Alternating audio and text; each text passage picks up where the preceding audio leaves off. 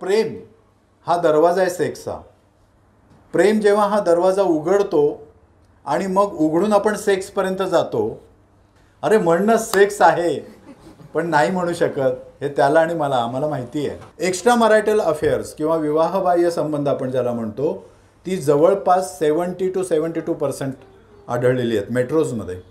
त्याच्या मोबाईलमध्ये मला क्लिप्स सापडल्या पोर्नोग्राफीच्या.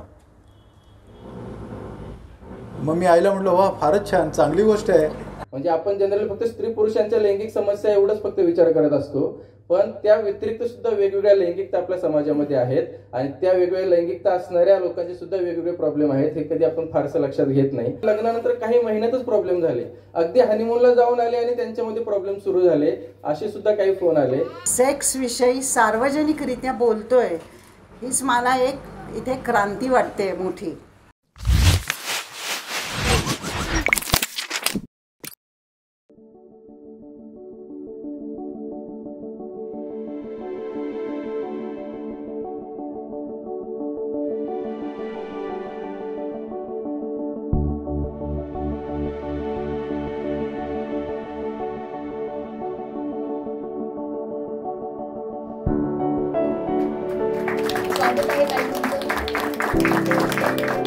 स्वागत आहे डॉक्टर तुमचं.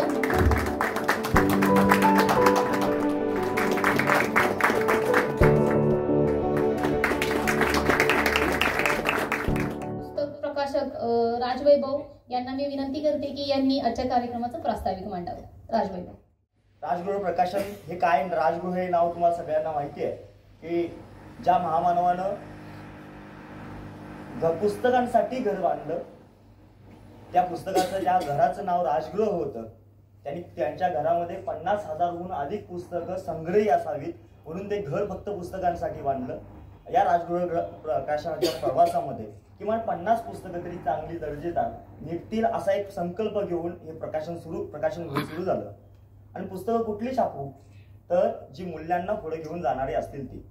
मग या पुस्तकाच्या बाबतीत काय बघा, ज्यावेळेला आम्ही पुस्तकाचं ठरवत होतो, हे आता छापायचं असं म्हणत होतो, त्यावेळेला मग जर रदो कर्वेंच्या काळामध्ये रदो कर्वे लिहित असताना त्या पुस्तकाला इतका विरोध होत होता आणि आजच्या काळामध्ये त्याच्यापेक्षा वेगळी परिस्थिती आहे असं म्हणणं म्हणजे किमान काही बदलली असेल तर 5-10% बदलली असेल. ज्यावेळेला कंटेंट आम्ही वाचत होतो आणि त्याबद्दल थोडंसं बोलत होतो, त्यावेळेला आमचा लेखक आम्हाला म्हणायचा एक तर दगड तुझ्या घरावर पडणार किंवा माझ्या घरावर पडणार. आणि एक दुसरी गोष्ट आहे, प्रकाशन गृहाचं नाव राजगृह आणि बाबासाहेबांचा तो विचार आहे. आणि मग तुम्ही अशी लैंगिकीची पुस्तकं कशी काय छापू शकाल असा प्रश्न येण्याची शक्यता आहे. पण या सगळ्या प्रश्नांना उत्तर देण्यासाठी साथ देण्याची, उत्तर देण्यासाठी शक्ती देण्याचं काम कोण देत असेल तर पुन्हा मग तिथं नाव येतं डॉक्टर बाबासाहेब आंबेडकरांचं. कारण ज्या वेळेला रदो कर्वेंच्या कोर्टातली केस लढण्यासाठी बाबासाहेब पुढे येऊन येतात, तर ही राजगृह प्रकाशनाची भूमिका पुढे घेऊन जाण्यासाठी त्यांचा विचारच आम्हाला तारेल आणि तो विचार आम्ही पुढे घेऊन जाण्याचा प्रयत्न या प्रकाशनाच्या पुस्तकाच्या निमित्तानं करत आहोत. हे पुस्तक म्हणजे मगापासून असं होतं की राजगृह प्रकाशनाचे प्रकाशक, तर प्रकाशक म्हणून म्हणण्यापेक्षा लेखकानं खूप चांगला कंटेंट लिहिलाय, खूप मान्यवर अभ्यासकांनी त्याच्यावर चांगली प्रतिक्रिया दिली आणि या सगळा विचार जो रदोंपासून त्याच्या आधीपासून जो चालू आहे तो विचार पुढे घेऊन जाण्याचं सचिनच्या निमित्तानं एक हमालाचं काम म्हणून प्रकाशक म्हणून मी करतोय. ही इतकंच भूमिका असेल. या पुस्तकामध्ये जे देखणं कव्हर झालंय ते मिलिंद जोशींनी खूप साऱ्या बऱ्याच गोष्टी ऍड करत ते देखणं कव्हर बनवलंय. याचं पुस्तकाचं जे तांत्रिक काम आहे DTPचं ते अनिल गंगाधर ममानी यांनी केलेलं आहे आणि भारती प्रेसनं हे पुस्तक चांगलं, कारण ह्या सगळ्या लोकांचे कष्ट आपण कधीतरी पुढे घ्यायला पाहिजेत. या पुस्तकाचं जे कामगारांचे हात या पुस्तकाच्या मागे लागले त्या सगळ्यांची प्रति मी कृतज्ञता व्यक्त करतो. लेखकांना लिहायचं काम केलंय, आम्ही छापायचं काम केलंय, चांगल्या चांगल्या प्रतिक्रिया देण्याचं काम लोकांनी केलेलं आहे. तुम्ही हे पुस्तक लोकांच्यापर्यंत पोहोचवाल. म्हणजे आम्ही मस्करीमध्ये म्हणत होतो सकाळी की त्या बॉक्स होते मोठे मोठे, प्रकाशकानं ते बॉक्स उचलून एका गाडीमध्ये भरण्याचं काम केलं, प्रकाशकानंच केलं. आणि इथं आल्यानंतर लेखकाने ते उचलायचं काम केलंय, भरायचं काम आणि उतरायचं काम केलंय. आता पोचवायचं काम तुमच्या हाती आहे, ते तुम्ही सार्थपणे कराल अशी अपेक्षा आहे. इतकंच बोलतो आणि थांबतो. थँक्यू राजा. यानंतर आपण या पुस्तक प्रकाशनाच्या सोहळ्यामध्ये ज्याची वाट पाहतोय, या पुस्तक प्रकाशनाचा कार्यक्रम सुरुवात करतोय. मी स्टेजवरील उपस्थित सर्व मान्यवरांना विनंती करते की आपण समोर ठेवलेली पुस्तकं ओपन करूयात आणि आपण पुस्तकाचं प्रकाशन करूयात. त्यासाठी खास कोल्हापूरवरून आलेले महाराष्ट्र निसचे राज्य सरचिटणीस कृष्णा समोर यायचे.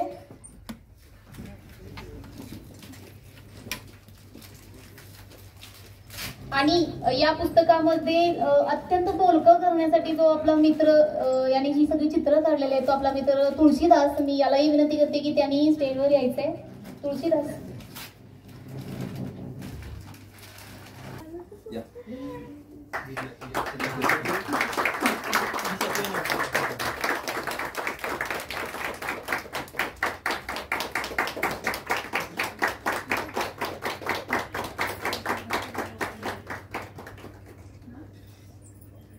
मनापासून मला असं वाटतं की मी लेखक नाहीये. मी जसं डॉक्टर नेहमी म्हणतात शंतनू अभ्यंकर की मी चळवळीतला कार्यकर्ता आहे. आणि कार्यकर्त्याला जे काही अनुभव आले ते अनुभव लोकांपर्यंत जायला पाहिजेत, या भावनेने फक्त ते अनुभव मी मांडत गेलो. यामध्ये पूर्ण श्रेय हे वाचकांचं, मित्रमैत्रिणींचं, जे मला सगळे कमेंट्स देत होते, प्रतिक्रिया देत होते आणि प्रोत्साहन वाढवत होते. डॉक्टर शंतनू अभ्यंकरांचं सुद्धा याच्यामध्ये खूप श्रेय आहे, कारण प्रत्येक वेळेस मी त्यांना ते पाठवत होतो आणि ते चेक करून मला त्याच्यावरती प्रतिक्रिया देत होते. त्याच्यामुळे एक उत्साह वाढत होता. त्यामुळे या तुम्हा सगळ्यांचं हे श्रेय आहे आणि तुमच्यामुळे हे पुस्तक इथपर्यंत आलंय. पुस्तक लिहायचं या हेतूने अजिबात मी लिहायला सुरुवात केलेली नव्हती. मला महाराष्ट्र अंधश्रद्धा निर्मूलन समितीच्या जोडीदाराची विवेकी निवड या विभागाचं काम करताना, महाराष्ट्रभर फिरत असताना वेगवेगळ्या ठिकाणी अनेक अनुभव यायचे.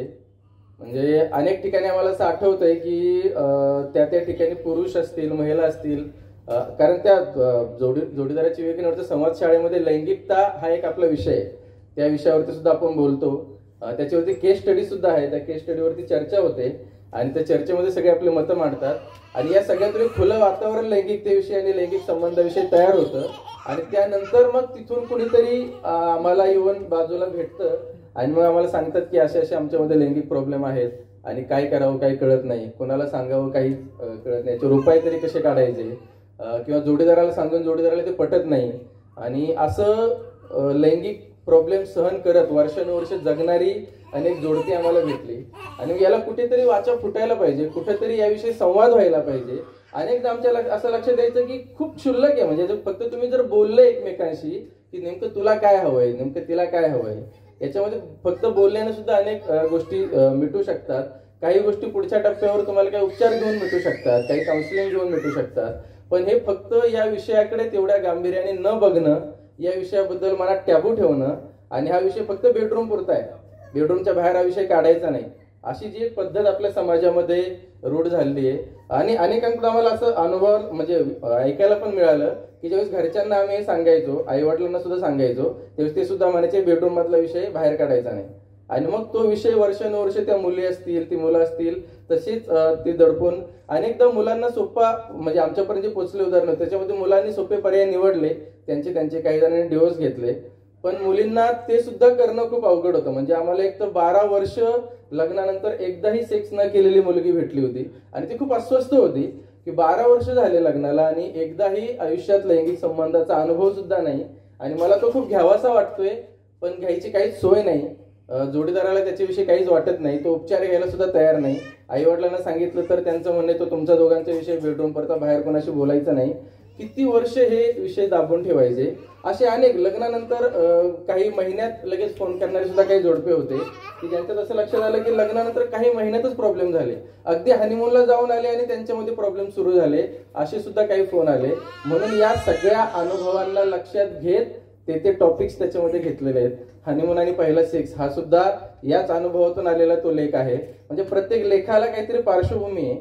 सुरुवातीला मी अगदी फक्त अनुभव शेअरिंग या दृष्टीने शेअरिंग केअरिंग नावाचं जे सदर सुरू केलं होतं त्याच्या माध्यमातून मी सुरू केलं होतं, जे शेअर करायचं सगळ्यांशी आणि काय त्यातून फरक पडतो की बघायचं या हेतूने सुरू केलं होतं. पण त्यानंतर इतके वाचकांचे मेसेज फोन यायला लागले आणि हा विषय किती गंभीर आहे हे लक्षात येत गेलं.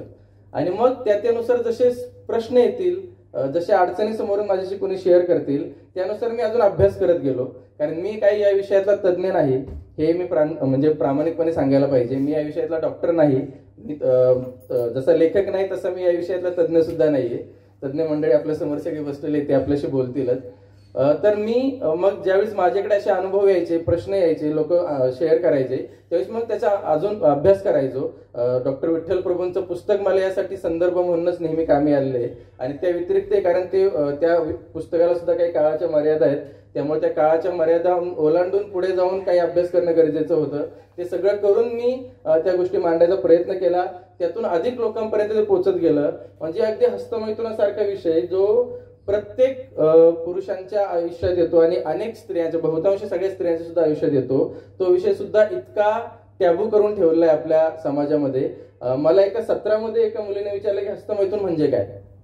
तरुण मुलगी, म्हणजे एवढं सुद्धा आपलं माहित. अनेकदा मी असंही म्हटलं की अनेकदा आपण हे हस्तमैथुन असेल या गोष्टी करत असतो, पण याला हस्तमैथुन म्हणतात हे सुद्धा माहिती नसतं. आणि त्यामुळे यातून होणारे प्रॉब्लेम किंवा यातून प्रॉब्लेम होतात का याविषयी समाजात असणारी नकारात्मकता. अनेक मुले मला असे भेटले ज्यांनी अनेक बुवा बाबांची पुस्तकं वाचलेली होती. मग त्याच्यामध्ये असं सांगितलं असतं की वर्षातून 2दाच हस्तमैथुन करायचं, नाहीतर मग ते वीर्य गेलं की मग तुमचं तेज जाणार आणि मग तुम्ही वीक होणार आणि मग ते किती रक्ताच्या थेंबापासून हाड बनतं आणि मग किती रक्ताच्या थेंबापासून वीर्य बनतं आणि मग त्याने कसा अशक्तपणा येतो. हे सगळे जसे अनुभव येत होते माझ्याकडं, तसं मला कळत होतं की हे आपण सांगायला पाहिजे लोकांना, हे आपण शेअर करायला पाहिजे जे आपल्यापर्यंत आहे. म्हणजे अगदी तो अभंग जो आहे की जे आपण असे ठावे ते इतरांशी सांगावे, अगदी फक्त त्या हेतूने हे लिहिलेलं आहे. त्याच्यामुळे माझ्या याच्यामध्ये कुठलंही माझा दावा नाही की हा अगदी तज्ञतेने लिहिलेलं सगळे लेखन आहे. हे सगळं आपल्या अनुभवातून आलेलं, माझ्या वाचनातून अभ्यासातून मी तयार केलेलं आणि आलेल्या प्रॉब्लेम्सवरती मला जे माझ्या अभ्यासातून वाटले तिथे सोल्युशन मी देत गेलोय. आणि त्यानुसार हे पुस्तक आहे. आपल्या सगळ्यांच्या प्रतिक्रियांतून, आपल्या सगळ्यांच्या प्रतिसादातून ते घडलेलं आहे. इथून पुढे सुद्धा आपल्या सगळ्यांच्या प्रतिक्रियांतून आणि प्रतिसादातून आणि तुम्ही याला कसा पुढे पोहोचवताय पुस्तक सगळ्यांपर्यंत, यातूनच ते पुढे अधिक घडत जाणार आहे. सचिन म्हटलं त्याप्रमाणे हे पुस्तक जगता आले, अनुभवता आले आणि आता वाचूयातही, म्हणजे आपण हे पुस्तक सगळे मिळून. खरं तर या कार्यक्रमासाठी पुस्तक प्रकाशन ज्यांच्या हस्ते आपण या ठिकाणी केलेलं आहे ते डॉक्टर प्रदीप पाटील या ठिकाणी आहेत. मी डॉक्टरांना विनंती करते की त्यांनी त्यांचं मनोगत व्यक्त करावं. मनात कुठेतरी घाबरल्यासारखं पण होत आहे. चुकून एखादा शब्द घसरला तर काय होईल. आणि त्याचबरोबरीनं असंही वाटतंय की अरे लैंगिकता हा विषय आहे आणि या लैंगिकता विषयाचं सादरीकरण करणं हे मनातल्या मनात ठीक आहे. असं सार्वजनिक म्हणजे महापाप आहे. जाऊन 10 वेळा डुबकी मारून पवित्र व्हायला लागणार आहे. पवित्र अपवित्र, श्लील अश्लील अशा अनेक संकल्पना हजारो वर्ष आमच्या डोक्यामध्ये रुतून बसलेल्या आहेत. आणि या संकल्पनांनी आम्हाला किती गप्प बसवलंय बघा लैंगिकतेच्या विषयावर. खरं तर तुमचा आज आनंदाचा दिवस आहे. आनंदाचा दिवस या अर्थानं की सचिननं फार मोठं काम केलेलं आहे आज. मी जेव्हा अंधश्रद्धा निर्मूलन वार्तापत्राचा संपादक होतो, आता झाली त्याला 30 वर्ष होऊन गेली, आणि संपादन करत असताना मुखपृष्ठावर मला कुठल्या ना कुठल्या तरी सामाजिक अशा नेत्याचं किंवा सामाजिक कार्यकर्त्याचं एक अवतरण टाकायला लागायचं. आणि असंच मी शोधत असताना रधो सापडले. आणि रधो सापडल्यानंतर मी ते वाचत गेलो. साधारण 1994 वगैरे असेल त्या काळामध्ये. मला सगळी ती पुस्तकं मिळाली. यदी फडकेंचं मिळालं मला, आणखीन इतरांची सगळ्यांचीच मिळाली ती पुस्तकं. आणि मग मी ती वाचून काढली. वाचून काढल्यानंतर असं लक्षात आलं की अरे एक नास्तिक माणूस जो विवेकाचा पुरस्कार करतो तो लैंगिकतेवर बोलतोय. तो सेक्सवर बोलतोय. माझ्या डोळ्यासमोर चित्र आली दोन. टिळक लैंगिकतेवर कसे बोलतील आणि रधो कसे बोलतील. टिळक कसे बोलतील याचा प्रश्नच निकाली लागलेला होता. कारण ज्यांनी किंवा सनातन्यांनी ज्यांनी लैंगिकता विषय त्याज्य ठरवलेला होता तो विषय रधोंनी असा लिलयावर आणलेला होता. नुसता आणला नव्हता, लढाई केलेली होती. बाबासाहेब आंबेडकरांना बरोबर घेऊन लढाई केलेली होती. आणि ती लढाई साधीसुधी नव्हती. त्या लढाईमध्ये ते हरले, त्यांना शिक्षा झाली. आणि ज्या जजनी शिक्षा दिली त्याच जजच्या हस्ते त्यांच्या उतारवयात मुंबईमध्ये जाहीर सत्कार करण्यात आला. याच्या इतकं मोठं बक्षीस काय असेल लैंगिक शिक्षणाच्या संदर्भातलं. आणि मला असं वाटतं की सचिननं जे नाव निवडलेलं आहे अगबाई अरेच्चा, हे त्याला का निवडावं लागलेलं आहे हा खरा प्रश्न आपल्या मनात नको काय निर्माण व्हायला. अरे म्हणणं सेक्स आहे पण नाही म्हणू शकत हे त्याला आणि आम्हाला माहिती आहे. कारण जेव्हा अंधश्रद्धा निर्मूलन वार्तापत्र हे मी चालवत होतो त्याचवेळी मला असं वाटलं की समाज स्वास्थ्य पण आपण चालू करावं.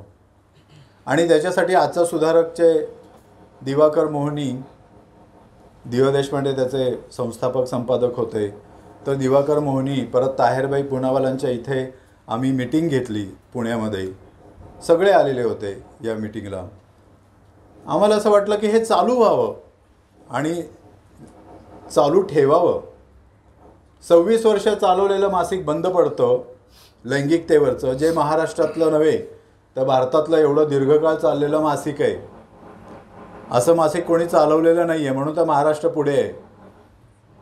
नाहीतर कुंकूवर्ण वादळ उठवणारी माणसं किती आजूबाजूला बसलेली आहेत माहिती आहे तुम्हाला.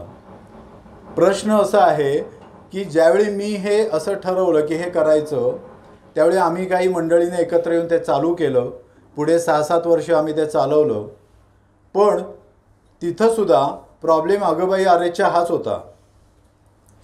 गोव्यावरच्या एका वाचकांनी मला असं कळवलेलं होतं की टेबलावर हे मासिक समाज स्वास्थ्य नाव आहे, सेक्सचा काही संबंध नाही आहे, पण समाज स्वास्थ्य नावाचं मासिक टेबलावर ठेवायचं आम्हाला लाज वाटते. आणि ती त्या काळची लाज, त्याच्याही अगोदर रधोंच्या काळातली लाज, ती आत्तासुद्धा इथे संक्रमित झालेली आहे. आणि ती अशी संक्रमित होऊन इथंपर्यंत येऊन थांबलेली आहे.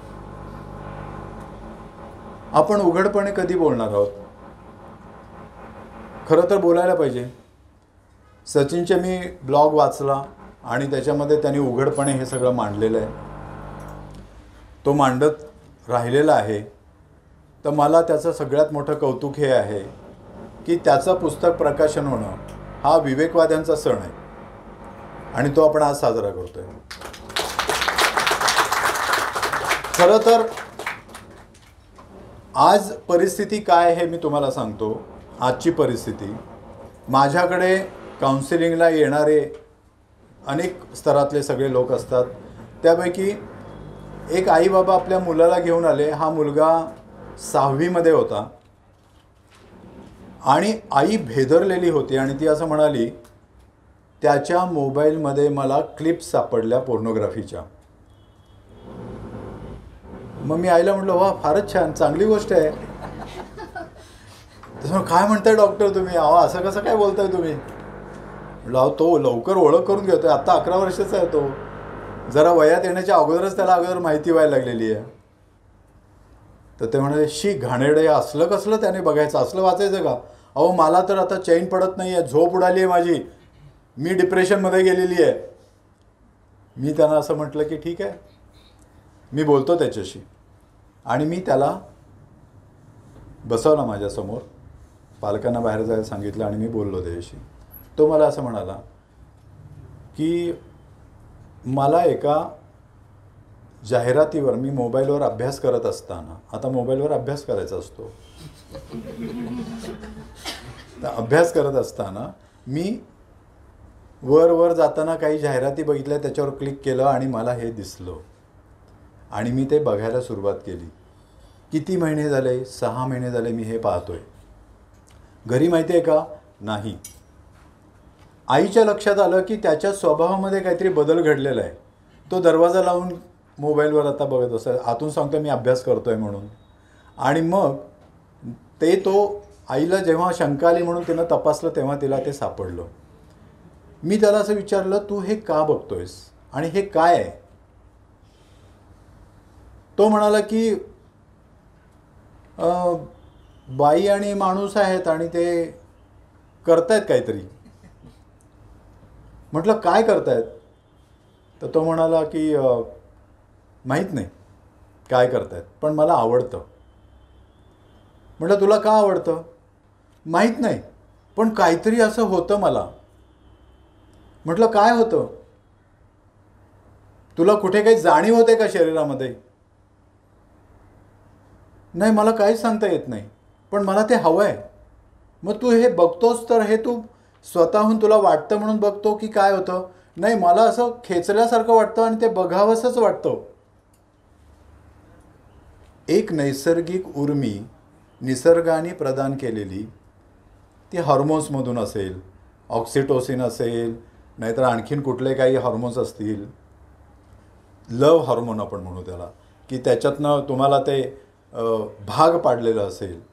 या वयामध्ये मी त्याला असं विचारलं, तुला आई काय म्हणाली रे? आई म्हणाली, किती खानेडा आहेस तू, किती वाईट आहेस तू, नालायक आहेस तू, आपल्या घराचं नाव तू सगळं आता बदनाम करणार आहेस, मला तोंड दाखवायला जागा राहणार नाहीये.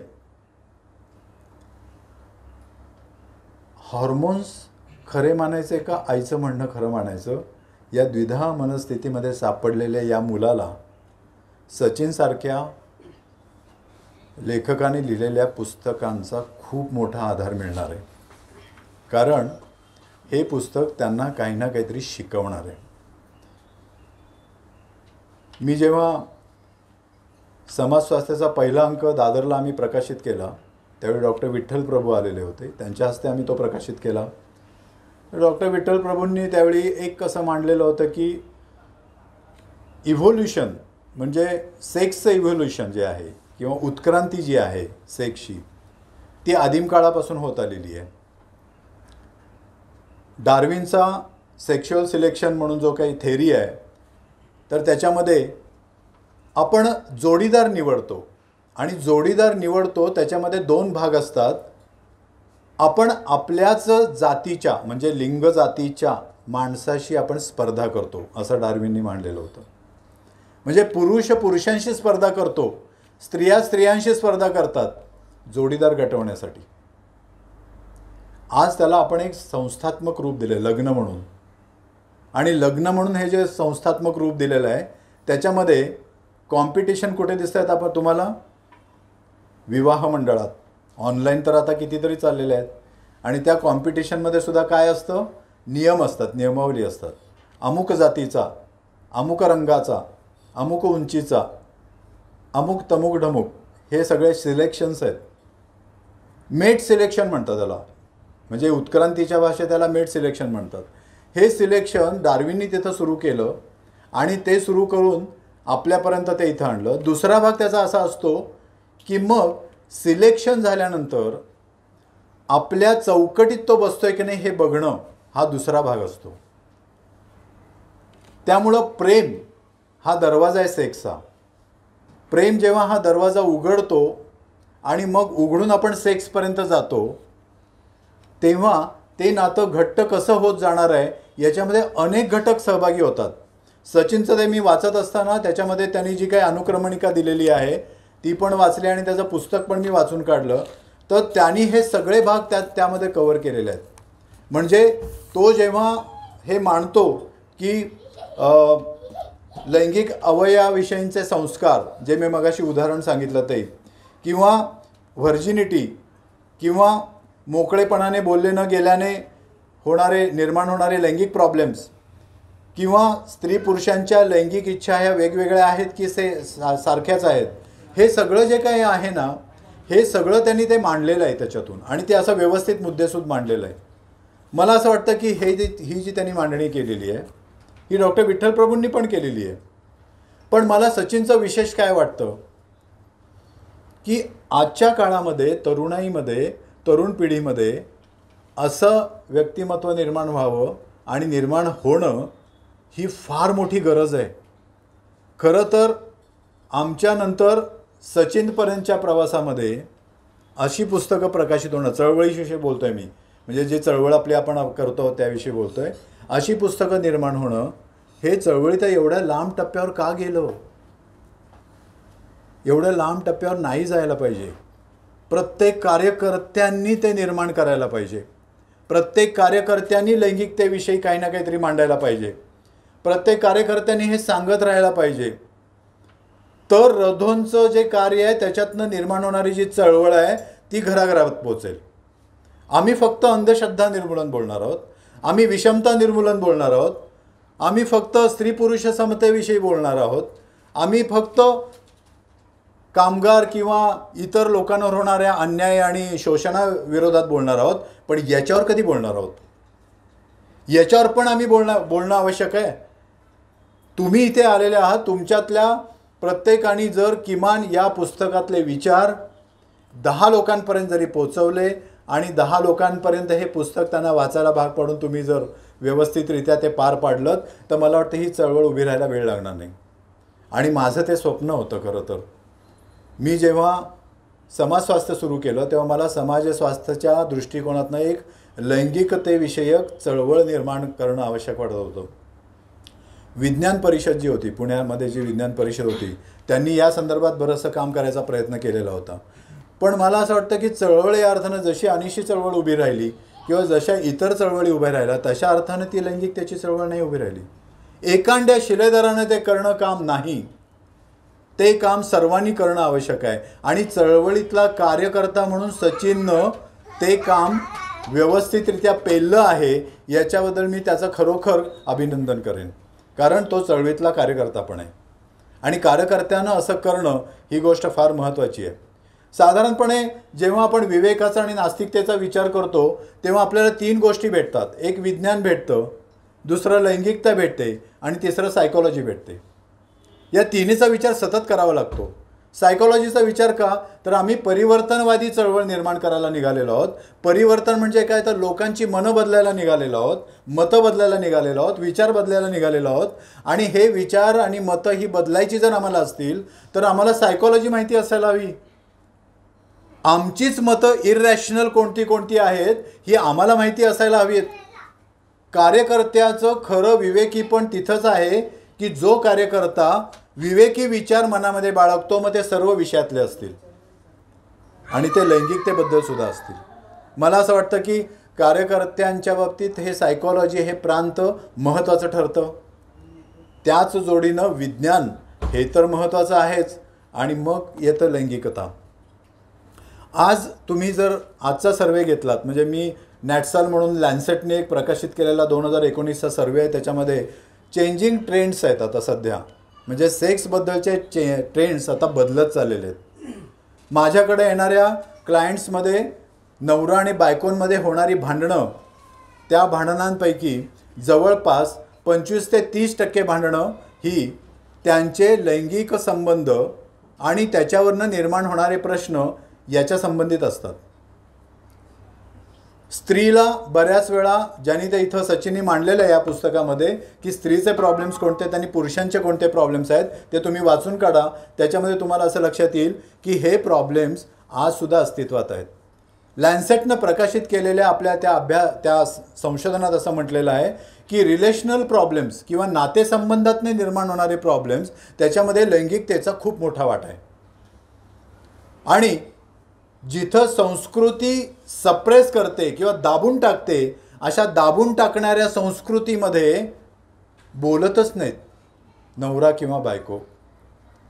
ते म्हणतात की जस्ट जाऊ दे, ते जाऊ दे, पुढे चांगलं होईल, नीट होईल, सरळ होईल. आणि मग सेक्सविषयी बोलणंसुद्धा कुठंतरी खुंटतं. दुसरा एक सर्वे जो आपला इंडिया टुडेने घेतलेला होता आणि तो मेजर सिटीजमधून घेतला होता, जसं अहमदाबाद, चेन्नई किंवा मुंबई वगैरे अशा ह्याच्यातनं, एक्स्ट्रा मॅरिटल अफेअर्स किंवा विवाहबाह्य संबंध आपण ज्याला म्हणतो, ती जवळपास 70 to 72% आढळलेली आहेत मेट्रोजमध्ये, प्रमुख शहरांमध्ये. आणि एवढंच नव्हे तर एक्स्ट्रा मॅरिटल रिलेशनशिप किंवा थ्रीसम म्हणजे आपल्या पार्टनरशिवाय आणखीन असणारा एखादा घटक कोणीतरी सेक्स म्हणून आपल्याला हवा आहे असं वाटणाऱ्यांची संख्या 89% पोहोचलेली आहे. केवळ फॅन्टसी म्हणून, फॅन्टसी म्हणून. हे असं का घडतंय? खरंच हे चांगलं आहे का? असं घडायला पाहिजे का? मग नीती अनितीचे प्रश्न निर्माण होतात. आणि नीती अनितीचे प्रश्न निर्माण झाले की तुम्हाला मग बर्ट्रंड रसेलपर्यंत पोहोचावं लागतं. बर्ट्रंड रसेल असं म्हणतो, नग्नता ही, जसं रोधोन म्हणायचे की नग्नता ही डोळ्यात असते, लोकांच्या डोक्यात असते, तसं रसेलसुद्धा असं म्हणतो की नग्नतेसारखं सुंदर असं कुठलंही व्यक्तिमत्व जगामध्ये नाही. हे एक थोर असा विचारवंत जो फिलॉसॉफर आहे तो असं म्हणतो. तर मग आमच्या मनामध्ये याच्याविषयी, सेक्सविषयीचे असलेले भयानक गोंधळ, गैरसमजुती, अंधश्रद्धा यांचं निराकरण करायला पाहिजे की नको? सचिननं ते केलेलं आहे आणि ते अत्यंत चांगल्या पद्धतीनं केलेलं आहे. आत्ताच्या अनेक मेट्रोजमधल्या एकटं राहणाऱ्या स्त्रिया ज्या जवळपास 30% आसपास पोचलेल्या आहेत, किंवा आपल्या जोडीदाराला खुश करावं याच्यासाठी काय काय करतात? हायमेनोप्लास्टी करून घेतात. म्हणजे काय? सचिननं दिलेल्या याच्यामध्ये योनी मार्गात असलेला पडदा जो फाटला आणि रक्त आलं तर ती प्युअर आहे, व्हर्जिन आहे असं समजलं जाणं, त्याच्यासाठी हायमेनोप्लास्टी आता वाढायला लागलेल्या आहेत. एवढंच कशाला, शिश्निका हा जो भाग असतो योनीमधला, त्या शिश्निकेचं आकार जो आहे तो बदलून घेण्याची सर्जरीसुद्धा आता डेव्हलप व्हायला लागलेली आहे. आता प्रश्न असा आहे, आफ्रिकेमध्ये रानटी अवस्थेमध्ये स्त्रियांच्या योनिमार्गात, जे योनिमार्गाच्या बाजूला असलेले जे त्वचा असते त्याला टाके घालण्याची एक अघोरी प्रथा आजसुद्धा अनेक ठिकाणी चालू आहे. काही ठिकाणी कुलूप लावलं जातं व्हर्जिनिटीसाठी. आणि आज आम्ही हे स्त्रिया ज्या आधुनिक समजतो त्यांनी करून घेणारे ही ऑपरेशन्स आणि त्या रानटी अवस्थेतल्या स्त्रिया, ती पुरुषसत्ताकता, याच्यामध्ये काय फरक आहे? पुरुषासाठी मी हे सगळं करणार आणि याच्या स्त्रीत्वाचा पराभव नाही आहे का? हा विवेकसुद्धा आम्ही गमावलेला असतो. तो केवळ या लैंगिक काहीतरी फॅन्टॅस्टिक कल्पना आणि संकल्पना डोक्यात ठेवल्यामुळे. यासाठी म्हणून मला असं वाटतं की आपण गंभीरपणे याचा विचार करायला पाहिजे की इथं जे वयस्कर आलेले आहेत, इथं जे मध्यमवयीन आलेले आहेत, ज्यांची मुलं लहान आहेत, त्यांनी सेक्स एज्युकेशन द्यायला पाहिजे की नको आणि कसं द्यायचं याचं प्रशिक्षण घ्यायला पाहिजे आपण. पॅरेंटिंगमध्ये आम्ही हे नेहमी सांगतो की हे प्रशिक्षण तुम्ही घेणं आवश्यक आहे. हे प्रशिक्षणाची सुरुवात हे पुस्तक वाचून तुम्ही सुरू करा. तुमच्या असं लक्षात येईल की अत्यंत चांगले शब्द वापरूनसुद्धा सेक्सविषयी बोलता येतं. व्यवस्थित मोजके शब्द मराठीमध्ये सुद्धा आहेत की जे आपल्याला वापरता येतात आणि आपण बोलू शकतो. तुम्ही तुमच्या मुलांशी संवाद साधू शकता. मी नेहमी सांगतो की आईनं मैत्रीण व्हायला पाहिजे मुलीचं आणि बापानी मुलाचा मित्र व्हायला पाहिजे. जसे कट्ट्यावर ते बोलतात ना सेक्सविषयी, तसं घरातसुद्धा ते बोलायला पाहिजेत आई आणि बाबा.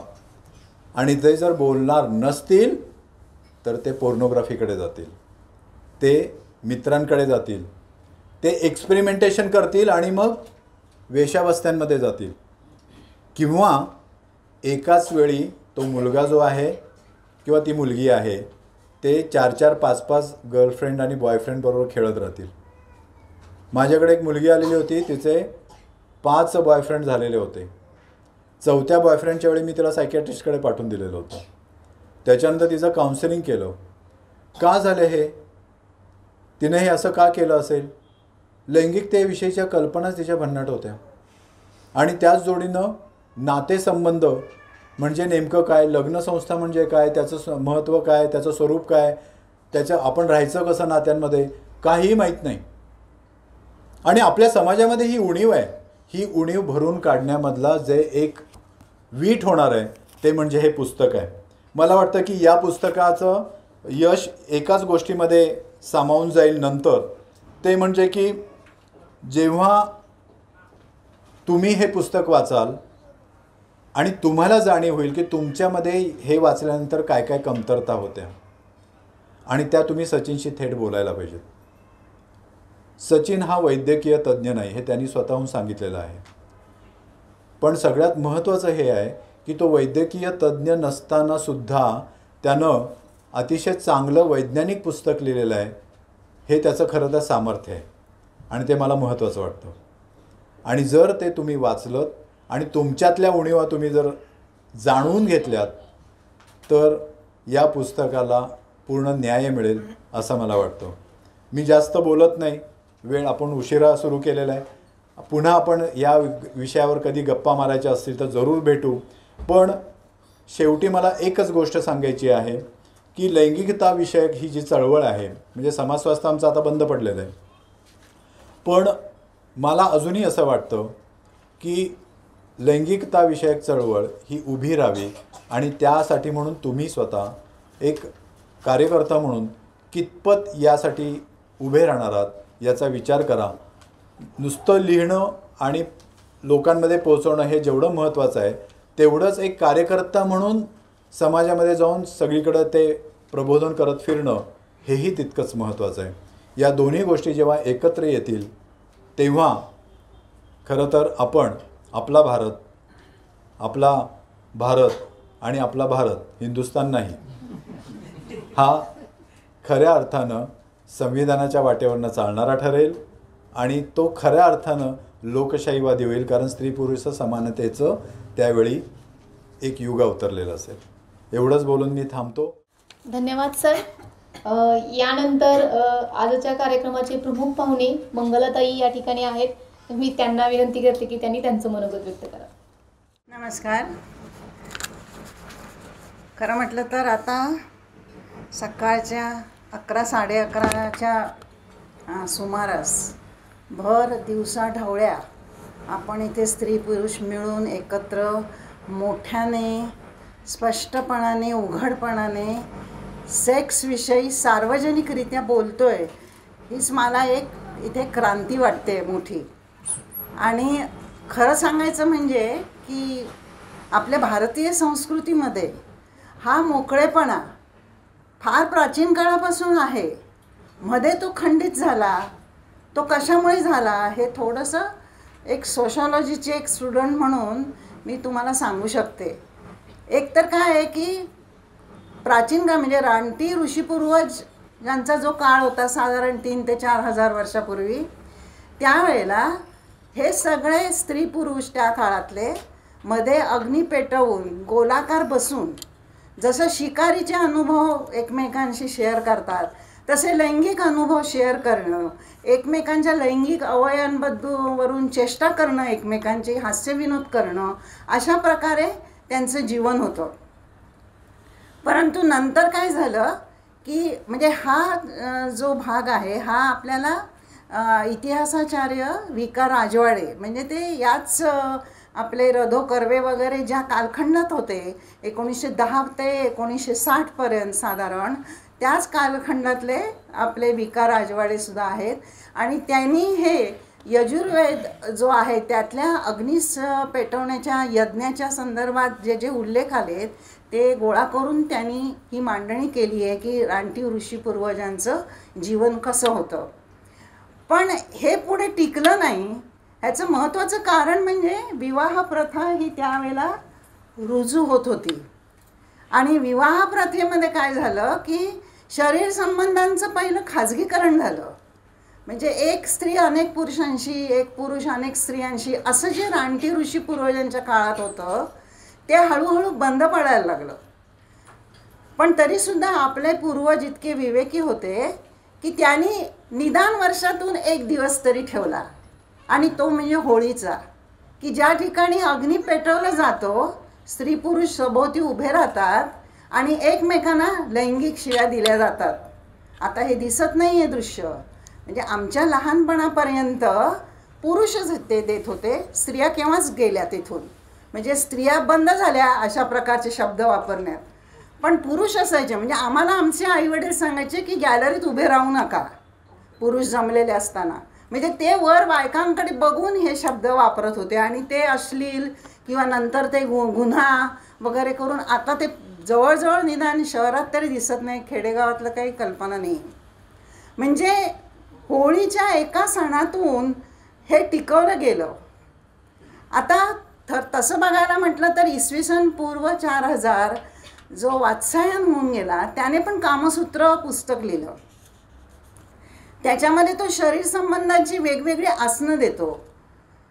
म्हणजे ह्याचा अर्थ काय होतो की त्या काळामध्ये स्त्री पुरुषसुद्धा शरीर संबंध हे उरकून टाकायचे म्हणून करत नव्हते किंवा अपत्य होऊ देण्यासाठी करत नव्हते, तर ते आनंद मिळवण्यासाठी सुद्धा करत होते.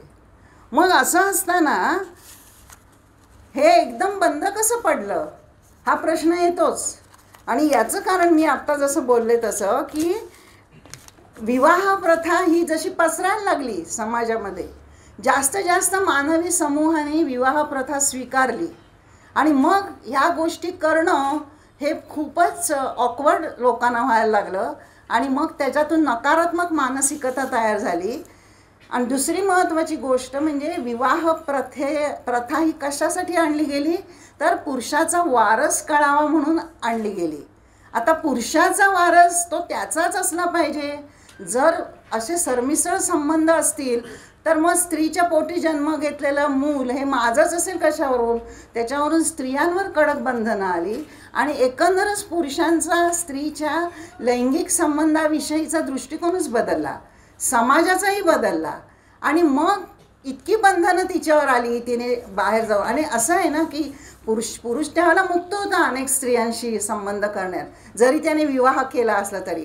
पण शेवटी स्त्रिया तरी मिळणार कुठून? स्त्रियालाच तुम्ही बंदी आणली आहे, मग स्त्रिया कुठून मिळणार पुरुषांना? आणि मग त्याच्यातून काय झालं की नैतिक अनैतिक, सभ्य असभ्य, अश्लील, सक्ती, जबरदस्ती, विकृती अशा अनेक विषय त्या लैंगिक संबंधाला येऊन चिकटले. आणि मग त्यातून आजचे जे अनेक मानसिक सामाजिक समस्या ज्या आहेत त्या तिथपासून ज्या सुरू झाल्या त्या अजूनही संपलेल्या नाहीत असं आपण पाहतो. आता हे खरं म्हटलं तर सर्व जगभरातच झालेलं होतं. विवाह प्रथा जशी जगभरात स्वीकारली गेली तर सगळ्याच देशातून अशी परिस्थिती स्त्रियांची झालेली होती आणि पुरुषसुद्धा त्याच्यामध्ये सुखी नव्हते, कारण पुरुषांचे सुद्धा सरमिसळ संबंध बंद झाले होते स्त्रियांनाच अडकावून टाकल्यामुळे.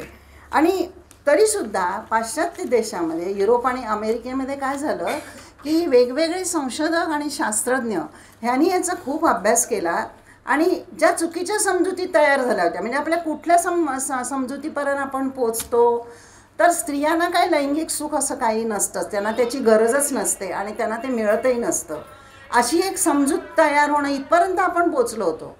पण हे जे शास्त्रज्ञ आहे त्याच्यामध्ये हॅलॉक इलिस, सिगमंड फ्रॉइड हा psychologist, Alfred Kinsey, Master and Johnson या सगळ्यांनी काय केलं, एकतर मुलाखती घेतल्या अनेक जोडप्यांच्या आणि शिवाय काही त्यांनी प्रयोग पण त्यांच्या क्लिनिकमध्ये केले आणि त्यातून जी पुस्तकं प्रसिद्ध केली त्याचा खूप चांगला परिणाम आणि खूप चांगला फायदा युरोप अमेरिकेतल्या देशांना झाला आणि त्यामुळे ते या ह्याच्यातून बाहेर पडले.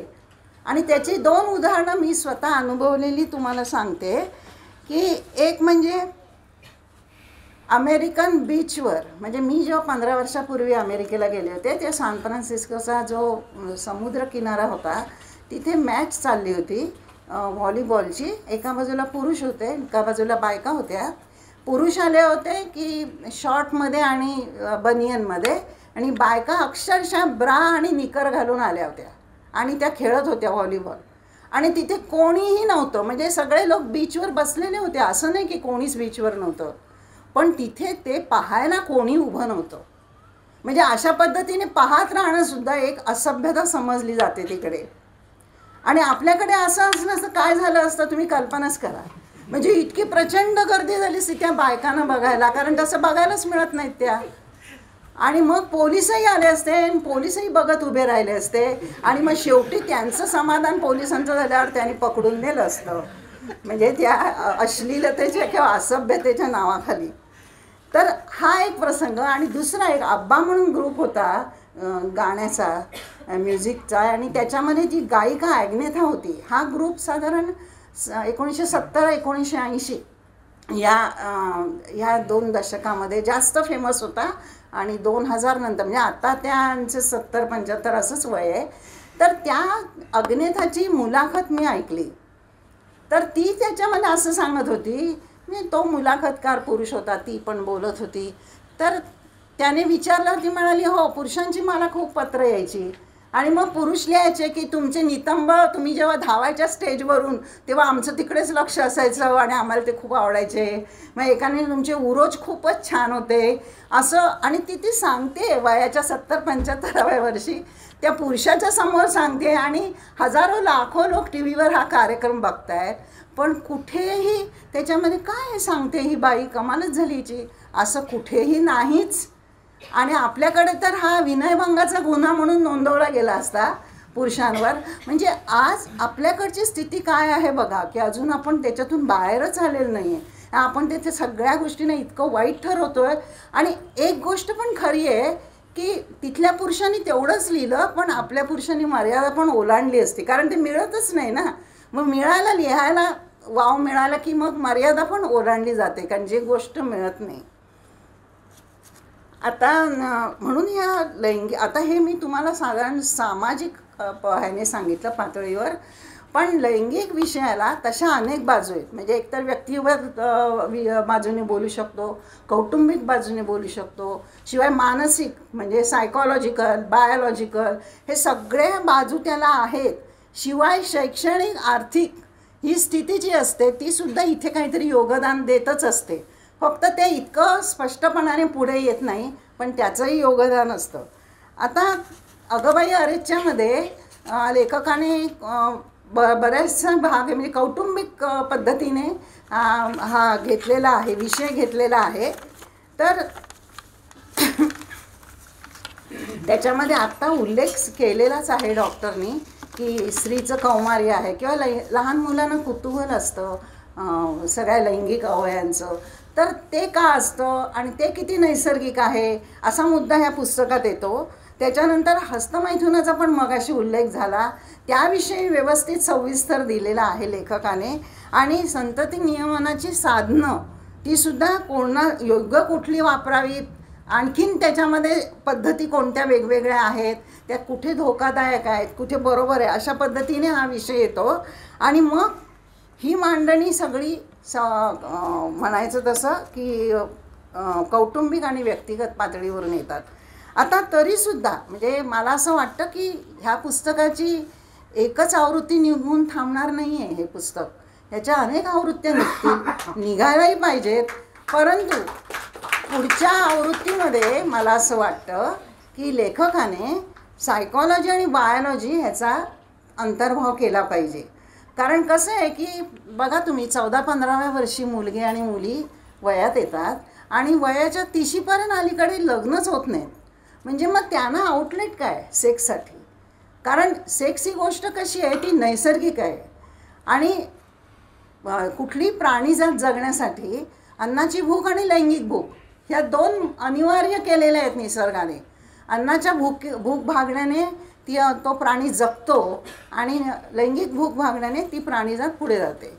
त्यामुळे ह्या गोष्टी नैसर्गिक असल्यामुळे साहजिकच जर त्या होऊ दिल्या नाहीत, आपल्याकडे होऊ दिल्या जात नाहीत. 14-15व्या वर्षापासून आपलं मुलामुलींवर खूप लक्ष असतं.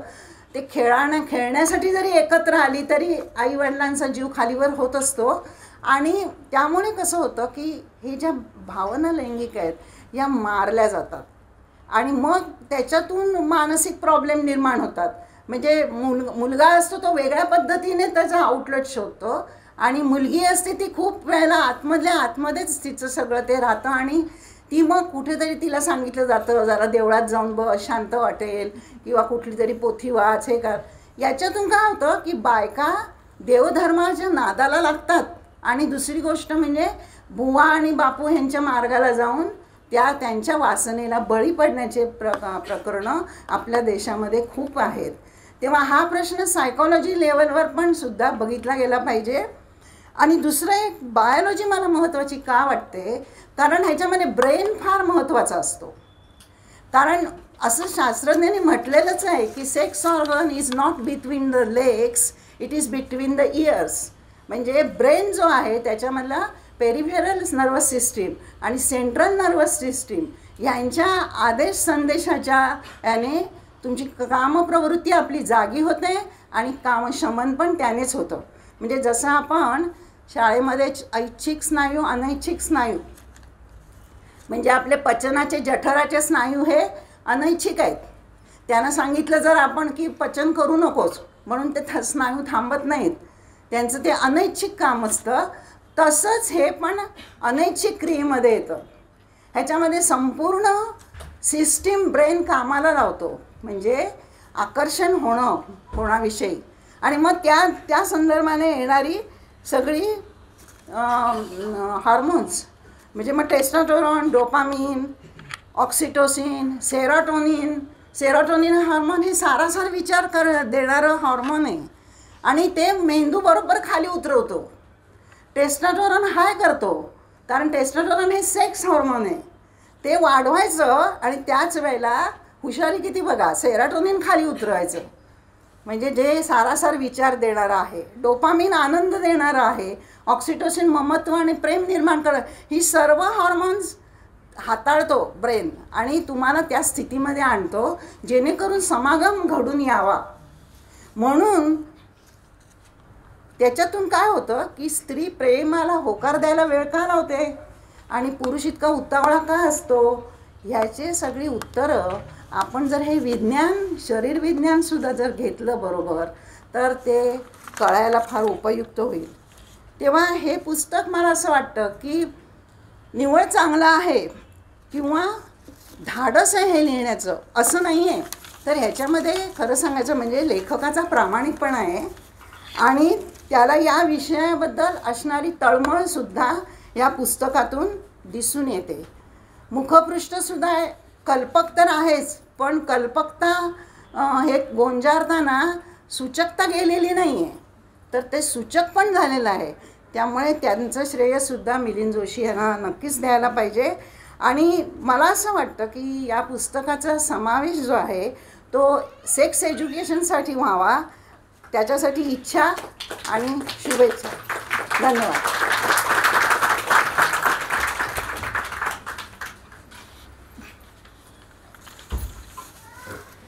धन्यवाद ताई.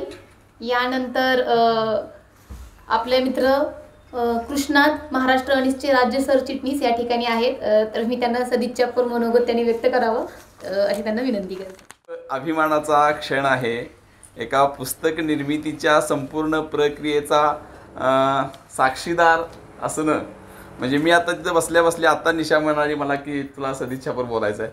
मी आठवत होतो आपण लोणावळ्याला जे 4 वाजेपर्यंत बोलत बसलो होतो पहाटे, की ह्या गप्पा चाललेल्या असतात आणि नेहमीच शिक्षण होत असतं या गप्पांच्या मधून सुद्धा. आणि ते बघता बघता पुस्तकाच्या शीर्षकाबद्दल पण आम्ही बोललो होतो की काय निशानं सुचवले. निशाला म्हणलं की त्याचा बारसं करणारी झाले पुस्तकांची, म्हणजे ह्याच्या आधीच जेंडर डेंजर बॉक्स याचं पण शीर्षक निशाने सुचवलं होतं आणि हे पण म्हणजे नावं ठेवणारी निशा असं ते आपण जे घेतो ओळख सांगताना नावं ठेवणारी निशा अशी एक आहे.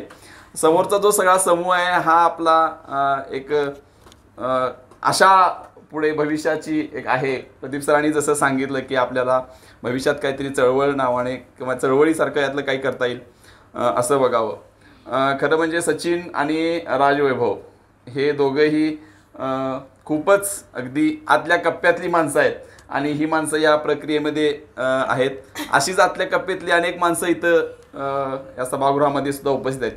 हे पुस्तक या अर्थानं महत्त्वाचं आहे. सचिन मगाशी म्हणाला खरं म्हणजे बेडरूम पुरती गोष्ट आहे, परंतु ही बेडरूम पुरती पण गोष्ट नाही असं मला वाटतं. आपण अनेकदा बोलताना अनेक लोकांशी बोलताना बघतो की बेडरूममध्ये सुद्धा नवरा बायकोमध्ये या विषयाची चर्चा होत नाही. सेक्स होत असतो, इंटरकोर्स होत असतो, परंतु त्याच्याविषयीची चर्चा काय होत नाही. त्यामुळं ही गोष्ट बेडरूममध्ये तरी चर्चेला येते का, हा मोठा संशोधनाचा विषय आहे. तो आपण मंगलाताईंनी सांगितलं त्याप्रमाणे दिवसा ढवळ्या, तरुण वृद्ध म्हणजे आपण वयस्कर म्हणूया, आणि स्त्री पुरुष यांच्यासोबत करतोय. दुसरं हे मंचाचं वैशिष्ट्य असं आहे, शरीर विज्ञान, मानस विज्ञान, समाज विज्ञान असे त्या विषयातले तज्ज्ञ या ठिकाणी बसलेले आहेत. आणि मग कार्यकर्ते म्हणून हा विषय सगळ्यांच्या समोर सोबत घेऊन जाऊ इच्छिणारे असे लोक आहेत. मला खरंच वाटतं की आपण या अंगानं चळवळ म्हणून या दिवसापासून काही सुरुवात करू शकतोय. समाज स्वास्थ्याच्या बद्दल आपण खरंच काही करू शकलो सर, अजून परत इच्छा एक म्हणून प्रयत्न करून तर करूया सगळेजण. ज्या पद्धतीनं मला वाटतं इथला प्रत्येक घटक याला सहमत असेल की आपण परत ते सुरू करण्यासंदर्भात किंवा काही चर्चा करून, अर्थात आजचा हा दिवस उत्साहाचा असतो की या भरात आपण बोलून जातो, परंतु चळवळ म्हणून नक्कीच आपण काय करू शकू अशी परिस्थिती आहे. सचिननं ज्या पद्धतीनं महाराष्ट्रातल्या अनेक तरुणाईबरोबर बोलत राहिलेला आहे, या विषयाचे संवाद होत राहिलेला आहे, प्रत्यक्षपणे बोललं जात आहे. दुसरा एक महत्त्वाचा भाग आहे की सरांनी पण उल्लेख केला, महाराष्ट्र अंधश्रद्धा निर्मूलन समिती एक पुरोगामी संघटना आहे किंवा अनेक पुरोगामी कार्यकर्ते आहेत. आम्ही पुरोगामी स्वतःला सगळेजण म्हणून घेतो, परंतु आपलं पुरोगामित्व कुठंपर्यंत असतं, धर्म आणि जात याबाबतचं पुरोगामित्व, त्याच्या खालोखाल थोडंसं, खूप कमी परंतु थोडंसं लिंग समभाव याबाबतचं पुरोगामित्व, आणि लैंगिकतेबाबत तरी ते पुरोगामित्व खूप खाली आहे. त्यामुळं पुरोगामी असणं म्हणजे काय याचं पण चिंतन आम्ही स्वतःला जे पुरोगामी म्हणून घेतोय त्यांनी केलं पाहिजे. विवेक हा शब्द कुठल्या कुठल्या पातळ्यांवर आपण तपासायचा आहे, स्वतःला विज्ञान कशाला लावायचं आहे, या सगळ्याचा विचार जे आपण स्वतःला सगळे पुरोगामी म्हणून घेतो. कारण का आमच्याबरोबरचेच अनेक सहकारी वेगवेगळ्या चळवळींमध्ये काम करणारे यातल्या विचारांशी सहमत असतील असं नाही. कृतीच्या पातळीवर येण्याचा प्रवास अजून तसा खूप दूर आहे, परंतु वैचारिक पातळीवर सुद्धा ते सहमत असतील असं नाही. आपली आजची जबाबदारी ही आहे की हे पुस्तक लवकरात लवकर सगळ्या महाराष्ट्रभर पसरावं आणि दुसऱ्या आवृत्तीची तारीख लवकरात लवकर अलीकडे जितकी आणता येईल तितकी अलीकडे आणावी. त्या अनुषंगानं फक्त पुस्तक विकणं हा आर्थिक भाग नाही आहे, आर्थिक तर तो आहेच प्रकाशक आणि लेखक यासाठी, परंतु त्याच्याही पलीकडे जाऊन ते पुस्तक वाचलं जाणं आणि त्यावर चर्चा होणं. राजगृह प्रकाशनच्या 3 पुस्तकांच्या बाबत एक जो आलेख चढता आहे, मागच्या वेळी जेंडर डेंजर बॉक्सच्या वेळी मी म्हटलं होतं, पहिलं होतं आपल्याला काय त्याचं, हे कादंबरी रूपानं लिंगभाव मांडणारं, नंतर जेंडर डेंजर बॉक्स त्याच्या पुढं थोडं जाणारं, आणि आता थेट लैंगिकतेवरचं हा आलेख नक्कीच चढता आहे. तो सुद्धा आपल्यासाठी अभिमानाचा आणि आनंदाचा भाग आहे. परंतु हे पुस्तक शाळांमधून, महाविद्यालयांमधून, किमान महाविद्यालयातल्या तरुण तरुणींच्या शाळांच्या पातळीवर कशा पद्धतीने पोहोचता येईल याचं आपण नियोजन करावं लागेल. परंतु महाविद्यालय पातळीवर जिथं शक्य आहे यावर चर्चा घडवून आणायला पाहिजेत. किमान चर्चा, काही थोडं वाचा, न वाचलेल्यांनी पण त्या ठिकाणी उपस्थित राहणे, चर्चा घडवून आणा. तो घडवून आणण्याचा प्रयत्न आपण करूया. आपलं कार्यकर्ते पण हे या प्रकारचे विचारांचा, म्हणजे जो डॉक्टर दाभोळकर जो परिवर्तनाचा टप्पा सांगवते, विचार, उच्चार, प्रचार, संघटन, आचार आणि संघर्ष या सर्व पातळीवर, तर ते संघटन, आचार, संघर्ष या पातळीवर नेण्याच्या आधीचे 3 टप्पे आणि अर्थातच संघटनात्मक सुद्धा चळवळीच्या रूपानं काही करता तर ते सगळं नेऊया. यासाठी सचिनला खूप खूप मी धन्यवाद देतो की त्यानं हे एक महत्त्वाचं, ज्याला माइलस्टोन म्हणता येईल आजच्या युगातलं, म्हणजे सचिनचं वय आज 33-34 वर्ष आहे, या टप्प्यावर त्यानं ह्या मोठ्या विषयाला हात घातलेला आहे. अजून आपल्याला भरपूर करता येण्यासारखं आहे, ते आपण सर्वजण करूयात. सचिन आणि मंचावर उपस्थित असणारे सर्व मंडळी यासाठी आपल्यासोबत नेहमीचा संवाद साधत राहतील, आपल्याला संवादात सहभागी होण्यासाठी हाक देत राहतील. त्यांच्या हाकेला ओ देत, त्यांच्या हातात हात घालत हे पुस्तक, या पुस्तकातले विचार आणि एकूणच व्यापक विवेकवाद समाजामध्ये रुजवण्यासाठीच्या सदिच्छा एकमेकाला देऊयात. पुन्हा एकदा सचिनचं आणि राजवैभवचं या ठिकाणी मी अभिनंदन करतो. सर्व मान्यवरांच्या बद्दल धन्यवाद व्यक्त करतो आणि थांबतो. धन्यवाद. आहे यानंतर या ठिकाणी तुळशीदास महाराष्ट्र अनीस नांदेडचा कार्यकर्ता आहे, खास नांदेडवरून आलाय आणि आपलं पुस्तक जास्त बोलकं त्याच्या चित्रांच्या माध्यमातून केले. मी तुळशीदासला विनंती करते की त्याने सदिच्छा मनोगत व्यक्त करा. थँक्यू निशा. नमस्कार साथी. आता सर्वांनी बरंच या पुस्तकाबद्दल बोललं आहे आणि कृष्णातनं म्हणल्याप्रमाणे जेव्हा ही संकल्पना पुढे आली तेव्हापासून ऐकण्यात आलं की पुस्तक होणार आहे. आणि एक दिवस सचिन निशा आम्ही मैत्री कट्ट्यावर दर रविवारी संध्याकाळी मस्त गप्पा मारत असतो ऑनलाईन. त्या कट्ट्यावर सचिन म्हणाला की तुझ्याकडे एक माझं काम आहे. मला समजत नव्हतं नेमकं काय काम आहे, पण ज्यावेळेस कळालं की असं पुस्तक आहे आणि त्या पुस्तकामध्ये त्याला काही चित्र हवे आहेत, काही संकल्पना, काही आकृत्या हव्या आहेत आणि ते मी काढून द्यायचं. अगदी मला सुरुवातीला वाटलं की मला झेपेल का नाही माहिती नाही, कारण पुस्तकाविषयी ऐकून होतो. सचिनचे भरपूर लेख मी जवळपास सगळेच लेख फेसबुकवर मी वाचले होते. लेखामध्ये काय आहे पूर्ण माहिती होतं, कल्पना होती. आणि चर्चा झाल्याप्रमाणे मी कुठेही शेअर वगैरे करू शकलो नव्हतो, तेवढी हिंमत झालीच नव्हती. आणि लेखाविषयी उघडपणे कुठं बोललोही नव्हतो. जवळपास 4-2 मित्रांमध्ये बोलला असेल. आणि ह्या लेखांचं पुस्तक होणार आहे आणि त्या पुस्तकामध्ये मला चित्र टाकायचे, म्हणजे थोडासा नर्वसनेस सुरुवातीला होता.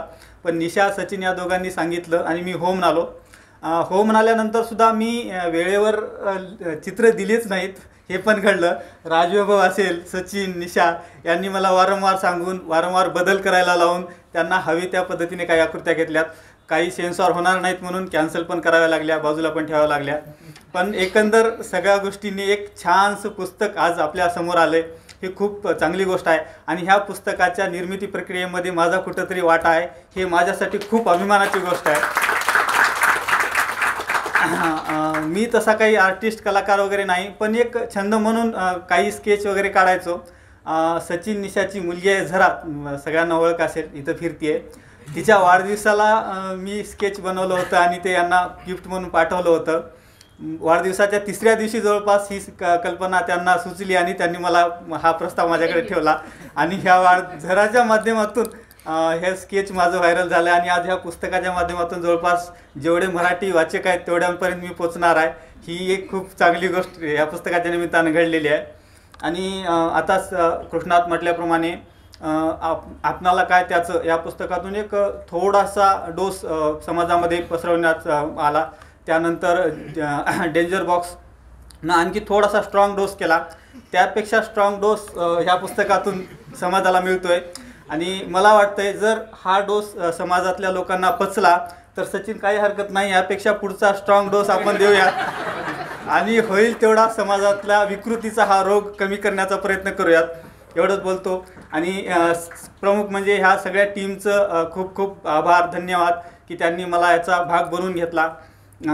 सर्व आयोजकांचं आणि उपस्थितांचे धन्यवाद म्हणून मी थांबतो. धन्यवाद. धन्यवाद तुळशीदास. यानंतर हे आपलं पुस्तक इतकं बोलकं आणि इतकं देखणं बनवणारे मिलिंद जोशी सर इथं आहेत. मी मिलिंद जोशींना सदिच्छापर मनोगत व्यक्त करावं अशी विनंती करते. नमस्कार. व्यासपीठावर बसलेली मित्रमंडळी आणि समोर बसलेली मित्रमंडळी, आज मला पुढं बसवणार आहेत माहिती नव्हतं. गरज पडली तर बोलायला लागेल अशी कल्पना दिली होती, पण त्यामुळे मी काही तयारी ठेवली नव्हती. म्हटलं बघूयात, काय बरीच वर्ष मी बोलत नाही आहे फार स्टेजवर येऊन, त्यामुळे प्रयत्न करतो. हे मुखपृष्ठाचं बद्दल मला जेव्हा सचिनने विचारलं तेव्हा निशाच्या डोक्यामध्ये काहीतरी मुखवटे असलेलं काहीतरी करायचं आहे एवढंच, म्हणजे एकच वाक्य सांगितलं, सिंगल लाईनरच घेऊन आम्ही पुढं काम सुरू केलं. फार चर्चा झाली नाही अजिबात त्याच्यावर. त्याचे लेख मी वाचलेले होते काही, त्यांनी पुस्तक पाठवलं, मी एक नजर फिरवली आणि लक्षात आलं की त्यांनी बऱ्याच गोष्टींबद्दल लिहिले. मी त्यातल्या आनंदाबद्दल लिहिलं आहे, त्यातल्या ब्रेकअप्सबद्दल लिहिलं आहे, दुःखांबद्दल लिहिलं आहे, सर्व त्याच्यामध्ये गोष्टी आहेत. आता हे करताना सध्याच्या काळातलं जे कम्युनिकेशनचं माध्यम आहे सोशल मीडिया, त्याच्यावर इमोजीचा वापर सगळी तरुण मंडळी खूप जास्त करत असतात. तर माझ्यासारख्याला 40 नंतर मोबाईल पाहायला सुरुवात केलेलं ते दिसत नाही बारीक नक्की काय म्हणते, त्यामुळे गडबडी पण होतात लोकांच्या.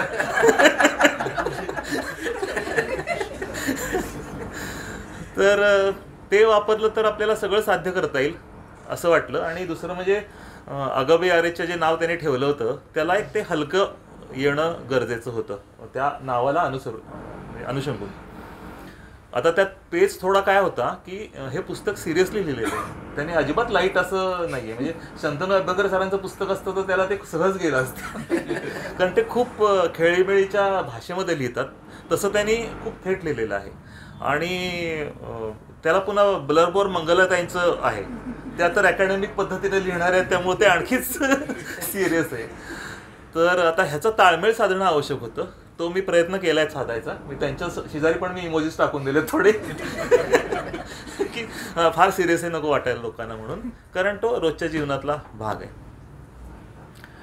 एकच डिझाईन पाठवलं, तेच फायनल झालं, आम्ही दुसरं डिझाईन केलं नाही आणि चर्चाही केली नाही त्याच्यावर. हां, आणि फार कमी वेळात झालं सगळं हे गडबडीत, त्यामुळे ठीक आहे, काही हे नाही. आणि मला प्रयोग करायला मिळाला म्हणजे इमोजीस मी असे वापरले नव्हते, आणि आता आजच्या पिढीला ते जास्त आपलं वाटावं त्यातनं असा प्रयत्न होता, त्यामुळे ते मला असं वाटतं की ते साध्य होतंय असं दिसतंय. मला आणखी 1-2 गोष्टी मांडायच्यात. मी 3-4 वर्षांपूर्वी एका फिल्म फेस्टिवलमध्ये एक पोलिश फिल्म पाहिलेली होती. तर तिथल्या एका लेडी डॉक्टरची, जिनं सेक्सविषयक काम केलं, तिची ती बायोग्राफी होती. ती डॉक्टर म्हणून सुरुवातीला केसेस हँडल करत गेली, तिच्याकडं महिलांच्या काही केसेस आल्या, आणि मग लैंगिक प्रॉब्लेम्स तिच्या समोर यायला लागल्यानंतर तिने ते सोडवायला सुरुवात केली. 20 वर्ष त्यातली ती तज्ज्ञ जवळपास बनलेली होती, आणि तिने त्यानंतर एक पुस्तक लिहिलं. हा काळ आहे 60 ते 80च्या दरम्यानचा. 80 साली तिनं जेव्हा ते पुस्तक पब्लिश करायची परवानगी मागितली, हे पोलंड आहे, पोलंडमध्ये त्यावेळी कम्युनिस्ट गव्हर्नमेंट होतं, आणि त्याने ती परवानगी नाकारली, कारण त्याच्यामध्ये उघडपणे लैंगिक आणि ह्याची चित्र सगळी आकृत्या काढलेल्या होत्या म्हणून. पोलिश त्यावेळी कम्युनिझम बॅकफूटवर थोडा होता, 80चं दशक होतं, आणि त्यांना चर्चची भीती वाटत होती की आपण जर हे केलं तर चर्च आपल्या विरुद्ध हे करेल. तर त्यांनी सांगितलं तुम्ही चर्चची परवानगी घेऊन या. मग ती चर्चकडे गेली. चर्चनी परवानगी ऑफकोर्स नाकारली, कारण त्यांना असं वाटत होतं की हे गव्हर्नमेंट याकरता आपल्याला अडकवेल. आता हे 2 वर्ष चालत राहिलं, आणि हे करताना ज्या कॉपीज तिनं हे केलेल्या होत्या त्याच्या प्रति कॉप्या काढून अंडर टेबल सर्क्युलेशन चालू होती. ब्लॅक मार्केटमध्ये पुस्तक आलं, ते धोधो खपायला लागलं, पण उघडपणे त्याला कोणी मान्यता दिली नाही त्यावेळी. आणि नंतर ती मिळाली. ऑफकोर्स तिचं असं म्हणणं होतं की ठीक आहे, ब्लॅक नाही तर ब्लॅक नाही, पण लोकांपर्यंत पोचतंय, आपल्याला ते जास्त महत्त्वाचं आहे. मला महत्त्व काय वाटतं यातलं की 80 साली हे युरोपमधल्या एका देशामध्ये जिथं कम्युनिस्ट राजवट होती, की जिथले खरं तर टॅबू उखडले गेलेले असायला हवे होते, तिथं सुद्धा ही स्थिती होती. व्हेअरॅज त्याच्या अगोदर 50 वर्ष आपल्याकडं रधोंनी हा विषय मांडला होता धाडसानी. म्हणजे आपण कितीतरी या ह्याच्यात पुढं इथं माणसं झालेली होती, तरी देखील आपल्याकडं काय परिस्थिती आहे हा भाग विचार करण्याचा आहे. कारण कदाचित तो बदल तिकडं जेव्हा स्वीकारला तेव्हा मनापासून स्वीकारला आणि अंमलात आणला गेला असेल. आपल्याकडं तो तसा अजूनपर्यंत येत नाही. दुसरी एक फिल्म मी पाहिली होती त्याच सुमाराला, ती होती स्वित्झर्लंडच्या बद्दलची. स्वित्झर्लंडला 1972 साली स्त्रियांना मताचा अधिकार असावा याकरता एक रेफरंडम घेतलेलं होतं. जो अधिकार आपल्याकडे 1950 साली अंमलात आणला स्त्रियांनी आपल्याकडं, आपल्या म्हणजे संविधानाने दिला तो 48 नंतर, तो हवा की नको ह्याच्यावरची मतं पाहिली ना तर आपला समाज आणि तो समाजात काही फरक दिसत नाही. 1972 साली जे सगळे दावे आहेत, जे सगळे म्हणजे पुरुषांनी केलेले विरोध आहेत, तो समाज आणि आपला समाज फार आपण मागवतो असं मला वाटलं नाही ते बघून. त्यातला एक महत्त्वाचा भाग असा होता की स्त्रियांची जागृती जी आहे त्याच्यामध्ये त्यांची लैंगिक जागृती हा सुद्धा प्रोग्राम त्याच्यामध्ये होता सगळ्यामध्ये, की लैंगिकतेची स्वतःच्या ओळख करून घेणं आणि सेक्सबद्दलचा दृष्टिकोन. मला असं वाटतं की हा विषय हा मानवाच्या मुक्तीचा महत्त्वाचा विषय आहे. जर स्वतंत्र प्रत्येकाने व्यक्तीला व्हायचं असेल तर हा विषय अतिशय महत्त्वाचा आहे. हे तिकडं सुद्धा त्यातनं अधोरेखित केलं गेलं. आपल्याकडं ते अवघड अजून आहे गोष्टी, मुक्ती फार लांब चाललेली, उच्चारसुद्धा आपल्याकडं शक्य नाही अशी स्थिती आहे. मी म्हणजे 1995 साली मी अंधश्रद्धा निर्मूलन समितीमध्ये 88 पासून काम करत होतो. मी उजव्या म्हणजे राष्ट्रीय स्वयंसेवक संघाच्याकडून मी अनिसाकडे आलेलो होतो आणि मी बऱ्याच नवीन नवीन गोष्टी आल्यानंतर मी म्हणजे मिळेल ते वाचायचं आणि हे करायचं सुरुवात केली. सगळे भ्रम तुटत होते, नवीन गोष्टी उभ्या राहत होत्या. तर त्या सुमाराला रेडिओवर डॉक्टर लीना मोहाडीकर, नंतर प्रशांत कोठडे आणि उज्ज्वला मेंदळे हे कपल आणि मी असं एका लैंगिकतेबद्दलच्या म्हणजे सेक्सबद्दलचा एक चर्चा होती. त्याच्यामध्ये आकाशवाणीवर आम्ही गेलो होतो. तर लीना मोहाडीकर ह्या पहिल्या फळीतल्या या विषयावर काम करणाऱ्या डॉक्टर आहेत. हे दोघं सामाजिक कार्यकर्ते आणि मी पण सामाजिक कार्यकर्ता होतो. ते कपल होतं. तर आम्ही आता तरुण असल्यानंतर जी काही भीड असते ना आपलं, आपण दणादण आपली मतं मांडतो.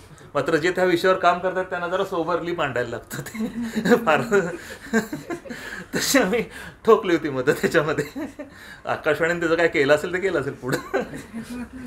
तसंच त्यानंतर सुषमा देशपांडे ज्या आपल्या वहमी सावित्रीबाईवाल्या, त्या काही चव्हाटा नावाचा एक टॉक शो करायच्या. त्याच्यामध्ये पॅनलिस्ट म्हणून मला बोलवलं होतं. डॉक्टर मोहन आगाशे त्याचे अध्यक्ष होते आणि 3-4 आम्ही पॅनलिस्ट होतो. तिथं सुद्धा आम्ही मग ती सगळी मतं अशी दणादण मांडलेली होती. मला काय वाटतं की सचिनचं आता हे पुस्तक लिहिणं, हे तरुण असण्याचा जो बेनिफिट आहे की कुणाची काही भीड न बाळगता जे हवं ते ठोकून मांडता येतं, ही खूप चांगली गोष्ट आहे अतिशय. आता प्रदीप जेव्हा समाजशास्त्र सुरू केलं तेव्हा जवळपास त्याची पहिली 1-2 वगळता सर्व मुखपृष्ठ मी केलेली आहेत. ही मुखपृष्ठ करताना कुठंही काय न्यूडिटी फारशी येणार नाही. हां, आणि ती म्हणजे सूचकसुद्धा अश्लील वाटणार नाही, तितकी एलिगंट आणि चांगली कव्हर्स केलेली होती.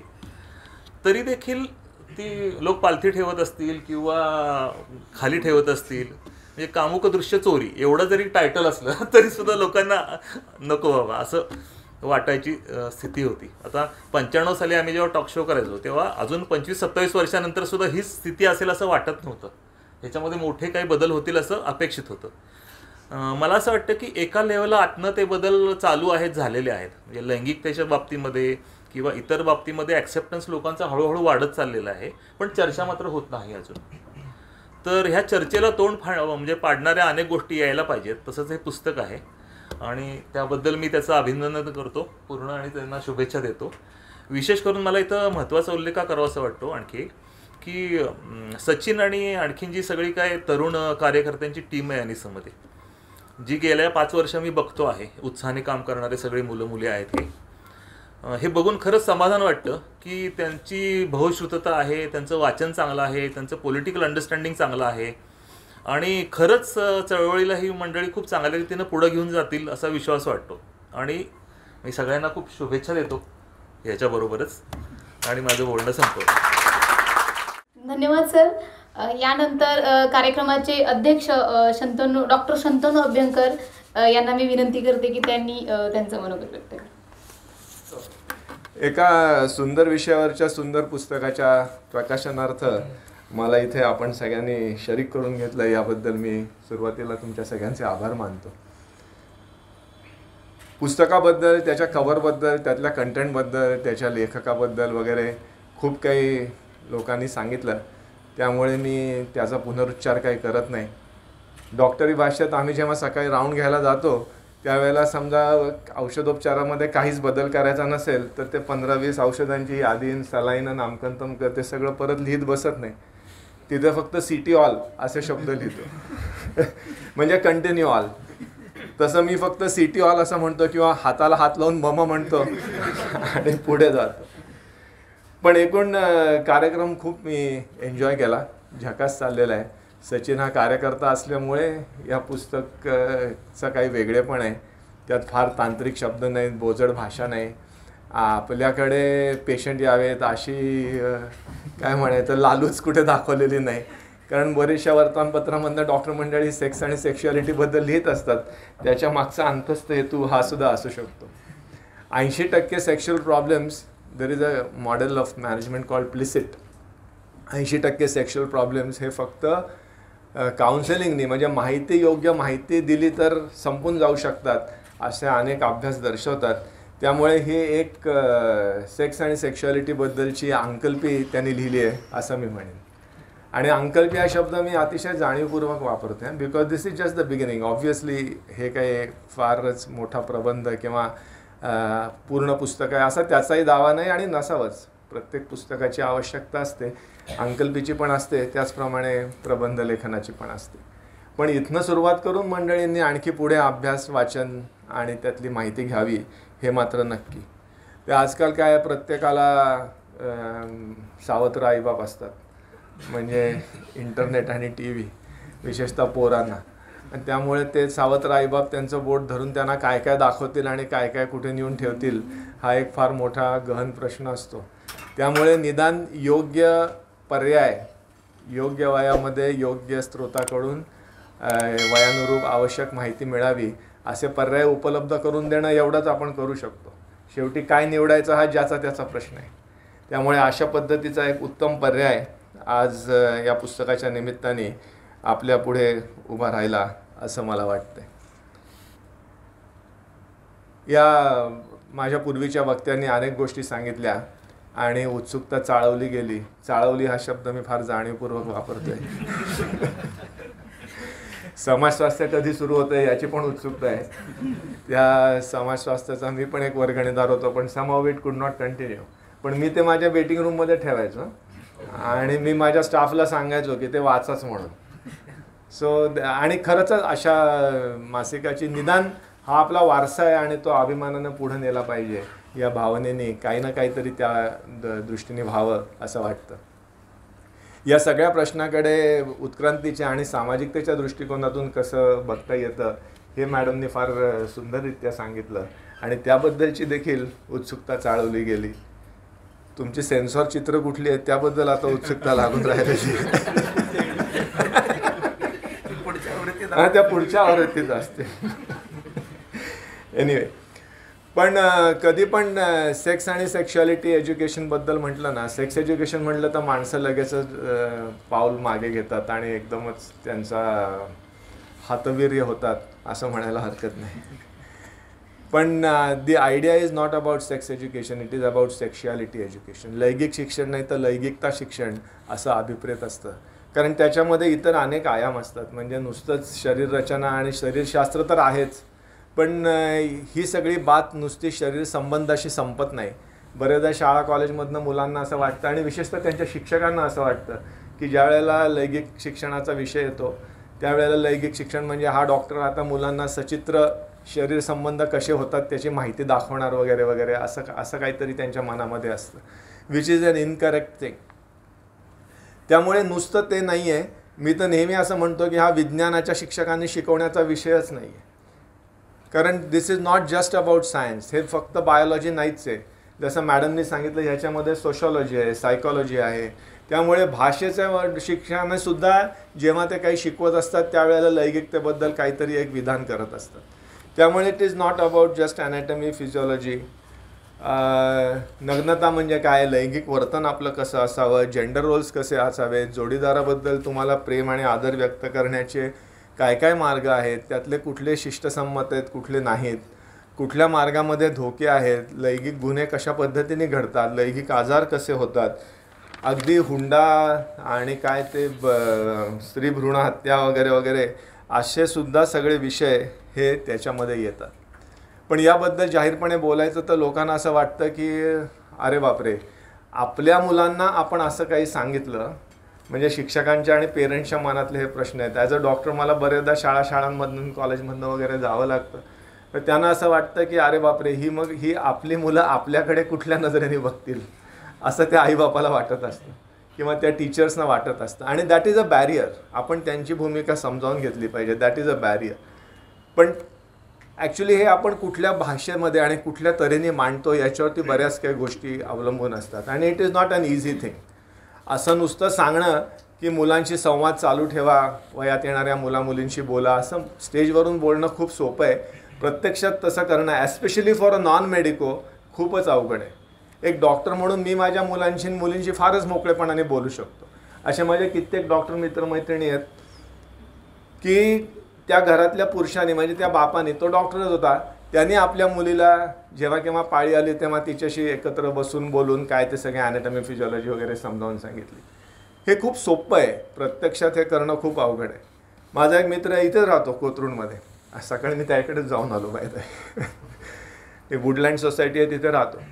तिथे तो एकदा त्याची लहान मुलगी होती, तो आणि ते लिफ्टमध्ये शिरला तर त्या लिफ्टमध्ये कोणीतरी कोरून ठेवलं होतं फक यू असं. तर त्या मुलीने विचारलं की पप्पा फक यू म्हणजे काय रे. That was the question. या प्रश्नाने तो इतका गारज झाला म्हणजे that actually set him thinking. त्यामुळे अशा पद्धतीच्या सिच्युएशन्सना कसं फेस करायचं हे खूप अवघड गोष्ट असते आणि it is a learn skill. आणि मुळात तुम्हाला या विषयात गती असावी लागते, त्यातली काही ज्ञान आणि संकल्पना माहिती असाव्या लागतात. आणि मग बरं याची काही आधी पूर्वतयारी करता येत नाही. This is like an extempore speech. तिथे गेल्यावरच तुम्हाला कळणार आहे की तुम्ही कुठल्या विषयावर बोलायचं आहे असं. त्यामुळे ह्या सगळ्या गोष्टींचा काय म्हणायचं एक सवय किंवा एक विचार अशा पद्धतीच्या लिखाणातून आपल्याला येत जातो. त्यामुळे हे पुस्तक मला अतिशय महत्त्वाचं वाटतं. प्रयोग करणं, जिज्ञासा असणं हे स्वाभाविक आहे, पण अनेक स्वाभाविक गोष्टींचं या आपल्या सामाजिक आणि कायदेशीर चौकटीमध्ये बसवण्याच्या नादामध्ये आपले गोंधळ होत राहतात आणि त्यामुळे हे प्रश्न निर्माण होतात. आता त्या निर्भया प्रकरणानंतर आपल्याकडे पॉक्सो कायदा आलेला आहे. त्याच्यामध्ये असं म्हटलेलं आहे की वय वर्ष 18च्या खाली असाल तर तुम्ही बालक आहात आणि वय वर्ष 18च्या वर असाल तर तुम्ही मोठे आहात, म्हणजे सज्ञान. म्हणजे तुम्ही त्या काय 11:59 60 आपोआप सज्ञान होऊन जाता. That is what the law expects you to be. प्रत्यक्षामध्ये असं आहे आणि I am very sure that both the luminaries on the stage will agree की अचानक काय माणूस एका क्षणात मोठा होत नाही. ग्रोईंग अप ही फेज असते आणि त्याच्यामध्ये एक्सपेरिमेंटेशन चालतं. आपण आधी स्वतःचं शरीर एक्सप्लोअर करतो, मग मित्र मैत्रिणी यांचं शरीर एक्सप्लोअर करतो. मुलं डॉक्टर खेळतात किंवा नाईट आऊटमध्ये जातात तेव्हा आचकट विचकट बोलतात, स्पर्श करून बघतात, नेकिंग, पेटिंग, किसिंग अशा प्रकार चालतात. त्यामुळे हे प्रत्येक वेळा काय लैंगिक शोषणच असतं का? It is not so. पण तरीसुद्धा कायदा हा त्याच्या फक्त 2च कप्प्यांमध्ये विभागणी करतो. त्या या मानवी लैंगिकतेच्या गोल भोकामध्ये ही कायद्याची चौकोनी खुंटी ही काय बसू शकत नाही. So that creates a lot of problems. त्याच्यामध्ये असं आहे की 18 वर्षाच्या आत समजा शरीर संबंध आले तर ते लैंगिक शोषणच आहे आणि तो बलात्कारच आहे असं गृहीत धरलेलं आहे या कायद्यामध्ये. आता कल्पना करा, लमाणांच्या तांड्यावर लग्न झाले, मग त्या मुलीला दिवस गेले, मग ती सोनोग्राफीला आली. कायदा असं सांगतो की डॉक्टरच्या लक्षात आलं, कोणाच्याही डॉक्टरच्याच असं नाही, पण आता ही गोष्ट पहिल्यांदा डॉक्टरच्याच लक्षात येते. डॉक्टरच्या असं लक्षात आलं की मुलगी 18 वर्षाच्यापेक्षा लहान आहे आणि प्रेग्नंट आहे, तर त्याने पोलिसांना कळवायला पाहिजे. ओके, आता हिच्या मुलीचं लग्न झालं आहे, तिचं वय आता 18 पूर्ण आहे आणि तिला 3 महिने झालेले आहेत, म्हणजे प्रेग्नन्सी 17 वर्ष आणि काय 9 महिने वगैरे त्या एजला राहिली आहे. सो टेक्निकली बलात्कार झालेला आहे. लग्न बेकायदा आहे 18 वर्षाच्या आत, पण लग्न बेकायदा असलं तरी it is not null and void in terms of law. ते फक्त बेकायदा आहे, ते काय लगेच मोडून टाकता येत नाही. कायदा तुम्हाला असं म्हणत नाही की आता ह्या जोडीदारापासून लांब राहा. तो डॉक्टर काय करतो, पोलिसांना कळवतो. पोलिसांनी काय करायचं हे कायदा सांगतच नाही. Okay, there are no SOPs for the police. Police या दृष्टीने काय बघतात की हा तर लैंगिक गुन्हा घडला. ओके, आता त्या आरोपीला म्हणजे तिच्या नवऱ्याला अटक करतात, मग ती केस उभी राहते. काही दिवसानंतर हा बाप पोरग कडेवर घेऊन आरोपीच्या पिंजऱ्यात उभा आहे. ती बाई मंगळसूत्र दाखवते, हा मोबाईलमधले लग्नाचे फोटो दाखवतोय आणि वरती मुलगी सांगते नाही आता मला दुसऱ्यांदा राहिलंय. अशी विचित्र परिस्थिती ही निर्माण होऊ शकते. Of course there is a solution, त्या बाबतीत नको जायला. मी फक्त ओझरता उल्लेख करतो की ज्या वेळेला अशा पद्धतीमध्ये शरीर संबंध राहतात त्यावेळेला कायद्याने त्यांच्याकडे सहानुभूतीपूर्वक बघायला पाहिजे. शरीर संबंध राहणं किंवा बलात्काराची तर व्याख्या आता अशी आहे की प्रत्यक्ष लिंगाचा योनिमार्गामध्ये प्रवेश व्हायलाच पाहिजे असं नाही, खूप व्यापक व्याख्या केलेली आहे. आणि हे जे काय सगळे ग्रोईंग गपचे फेजेस आहेत ना ते कायद्याला मान्यच नाही असा त्याचा अर्थ होतो. त्यामुळे समवेअर हे तारतम्य आपण गमावून बसलो आहे असं या निमित्ताने मला तुमच्या सगळ्यांशी शेअर करावं असं वाटतं. हा सगळा मामला मुलांपर्यंत पोचवणं, पुढच्या पिढीपर्यंत पोचवणं हे खूप खूप महत्त्वाचं आहे. आणि एक लॉ ऑफ नेचर, निसर्गाचा एक नियम आहे, अशा पद्धतीने आपण याच्याकडे सगळ्यांकडे बघितलं पाहिजे आणि या पद्धतीने ही माहिती ही लोकांपर्यंत गेली पाहिजे. आणि तसा सूर या पुस्तकामध्ये लावलेला, सचिनने लावलेला मला दिसतो. एकूणच या सगळ्या प्रकाराकडे घाण, शी, अगबाई वगैरे असं अरेच्या ते नाव तर सांगतच आहे त्याच्याप्रमाणे बघितलं जातं. मध्यंतरी काय झालं, लॉकडाऊनमध्ये मी असंच वेळ होता वाचत होतो, तर एका पुस्तकाबद्दल मी वाचलं, अपीसमेंट ऑफ राधिका म्हणून. इंग्लिश पुस्तक आहे, संध्या मूलचंदाने नावाने त्यांनी ते लिहिलेलं आहे. खरं तर ते मूळ तेलुगू काव्य आहे आणि त्या तेलुगू काव्याचं ते इंग्रजी भाषांतर आहे, द अपीसमेंट ऑफ राधिका. त्या पुस्तकाचा परिचय वाचताना त्यांनी असं दिलं होतं की एका स्त्रीने स्त्रियांच्या दृष्टीने लैंगिकतेकडे बघून लिहिलेलं हे पहिलं काव्य आहे आणि कदाचित एकमेव असेल. कारण ती स्त्री, तिचं नाव मुद्दुपलनी, तिने ते तेलुगूमध्ये लिहिलं आहे. ते लिहिलं आहे 18व्या शतकामध्ये. आणि ही मुद्दुपलनी दुसरी तिसरी कोणी नव्हती, स्पष्ट आणि शुद्ध शब्दात सांगायचं तर तंजावरच्या प्रतापसिंहराजे भोसले यांची ठेवलेली बाई होती. भोगपत्नी असा शब्द तिने वापरलेला आहे. या मुद्दुपलनीने हे काव्य लिहिलं आहे. राधा कृष्ण आणि त्या कृष्णाचं लग्न ती राधाच इला नावाच्या एका 16 वर्षीय मुलीशी लावून देते. मग ती राधा त्या मुलीला सांगते की तू कृष्णाशी कसा संभोग कर. ती कृष्णाला पण दमात घेते, म्हणजे दमातच घेते, अगदी खोपच्यात घेते म्हटलं तर जास्त बरोबर ठरेल. आणि ती कृष्णाला पण सांगते की तू हिच्याशी कसा संबंध ठेव. मग त्या कृष्णाच्या आणि इलाच्या शरीर संबंधाचं सगळं वर्णन येतं. लक्षात घ्या, 18व्या शतकातली गोष्ट आहे. म्हणजे तुम्हाला नेमकं सांगायचं तर आटकेपार मराठ्यांनी झेंडे लावले ना त्या काळात हा तंजावरमधला झेंडा आहे म्हणजे. आणि मग ती कृष्ण इलाचं लग्न होतं, तो कृष्ण इलाबरोबर जातो, त्यांची शोभिनी रात्र साजरी होते. शोभिनी म्हणजे हनीमून, त्याला तेलुगू भाषेमध्ये शोभिनी असा शब्द आहे. किती छान शब्द आहे ना. हनीमून आणि मधुचंद्र म्हणजे कसं अल्जेब्रिक इक्वेशन असल्यासारखं वाटतं की honey plus moon is equal to madhu plus chandra. तर मग त्यांची ती शोभिनी रात्र वगैरे सगळी साजरी होते. त्याचं सविस्तर वर्णन ती मुद्दुपलनी करते. मग कृष्णच तो त्या इलाबरोबर जातो. मग या राधेच्या मनामध्ये भयंकर असूया निर्माण होते आणि तिला अतिशय अस्वस्थ वाटायला लागते.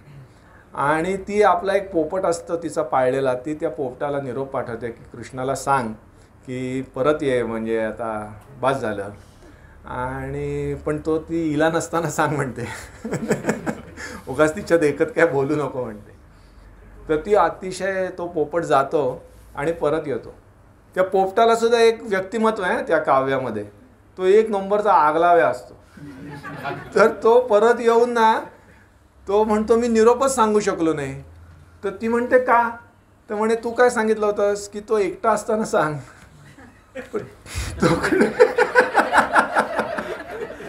तशी संधीच मिळाली नाही म्हणला. मग तो तिचं काय काय करतोय ह्याचं तो पोपट रसावरीत वर्णन करतो. पण त्या कृष्णाने बघितलेलं असतं की तो पोपट आला आणि गेला आणि तो कृष्ण तेवढा तयारीचा असतो. त्यामुळे त्याला कळतं की हा राधेचा पोपट येऊन गेला, आता आपला पोपट होण्याची शक्यता जास्त आहे. त्यामुळे तो बिचारा परत येतो. ती राधा त्याला सगळ्या गोपींना सांगते की त्याला घरातच घ्यायचं नाही. मग त्या सगळ्या त्याला अडवतात. म्हणजे साधारणपणे तमाशात तुम्ही बघितलं असेल ना, तो कृष्ण त्या गोपींना अडवतो, मग त्यांचे कसे सवाल जवाब होतात तसे त्यांचे मस्तपैकी सवाल जवाब होतात. मग तो कृष्ण येतो शेवटी त्या गोपींचा हे भेदून ते डायरेक्ट त्या राधेकडे येतो आणि ती भयंकर भडकलेली असते. ती त्याला भयंकर बोलते, काय काय काय काय त्यांचं जोरदार भांडण होतं दोघांचं वगैरे वगैरे वगैरे. आणि शेवटी त्या कृष्ण त्या राधेच्या पाया पडतो, ती त्याला लाथ मारते आणि मग तो तिला विचारतो की ठीक आहे, तू लाथ मारलीस, माझं डोकं जडपण शाबूत, पाय नाही ना दुखला नाजूक.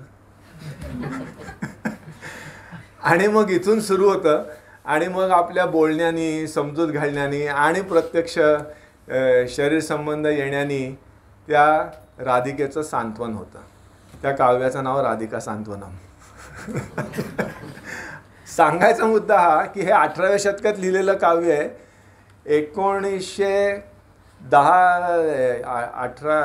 1910 साली नागरत्नम्मा नावाच्या एका बाईनी ह्या काव्याची मूळ प्रत शोधून काढली.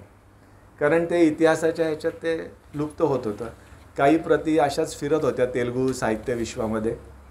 जसं आपण काय म्हणायचं, बाकी पॉर्न लिटरेचर वाचतो, it is a verbal porn. अगदी ह्याच्याच वर्णन करायचं तर एक प्रकारचं पॉर्नोग्राफिक लिटरेचरच आहे. तर तिली ते नागरत्नम्मा, ती पण गणिकाच होती. नागरत्नम्मा पण गणिकाच होती. 1910-11 साली तिने ते पुस्तक प्रकाशित केलं. ती बंगलोरची होती. म्हैसूरच्या महाराजांकडे ती राहिलेली होती. तिथले अनेक वकील, सरदार यांच्याकडे ती गणिका म्हणून राहिलेली होती. उत्तम व्हायलिन वाजवायची. बहुभाषा कोविद होती. ते म्हणतात ना 14 विद्या आणि 64 कलांमध्ये ती माहिर होती. आणि तिने या काव्याबद्दल तिला विशेष ममत्व होतं, कारण तिच्यासारख्याच एका गणिकेने हे काव्य लिहिलेलं होतं. म्हणून तिने ते मूळ काव्य शोधून ते प्रकाशित केलं. तर ब्रिटिशांनी त्याच्यावर अश्लील म्हणून बंदी घातली. म्हणजे 150 वर्षानंतर एकूणच या सगळ्या प्रश्नाकडे बघण्याचा आपला चष्मा हा पूर्णपणे बदलून गेलेला होता. एकेकाळी ज्याला राजमान्यता होती, दरबारात कदाचित तिने ते काव्य महाराजांना वाचून दाखवलं असेल, त्या काव्यावरती ब्रिटिशांनी ही अश्लील म्हणून बंदी घातली. त्याच्यानंतर स्वातंत्र्य मिळालं 1947 साली.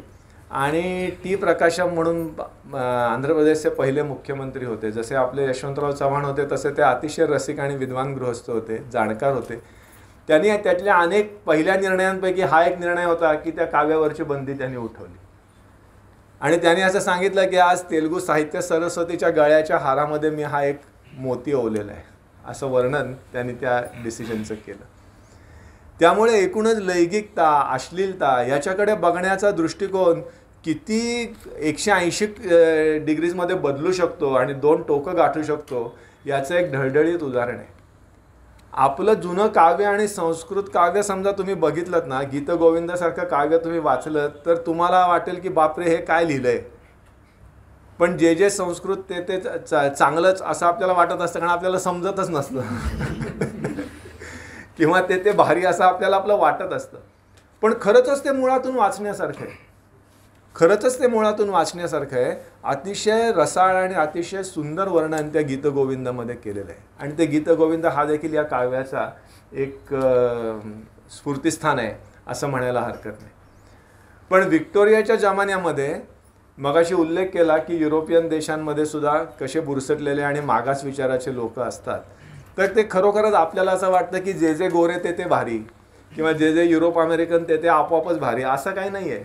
त्यांच्याकडे सुद्धा भरपूर जुन्या विचाराचे बुरसटलेले आणि असे लोक असतात.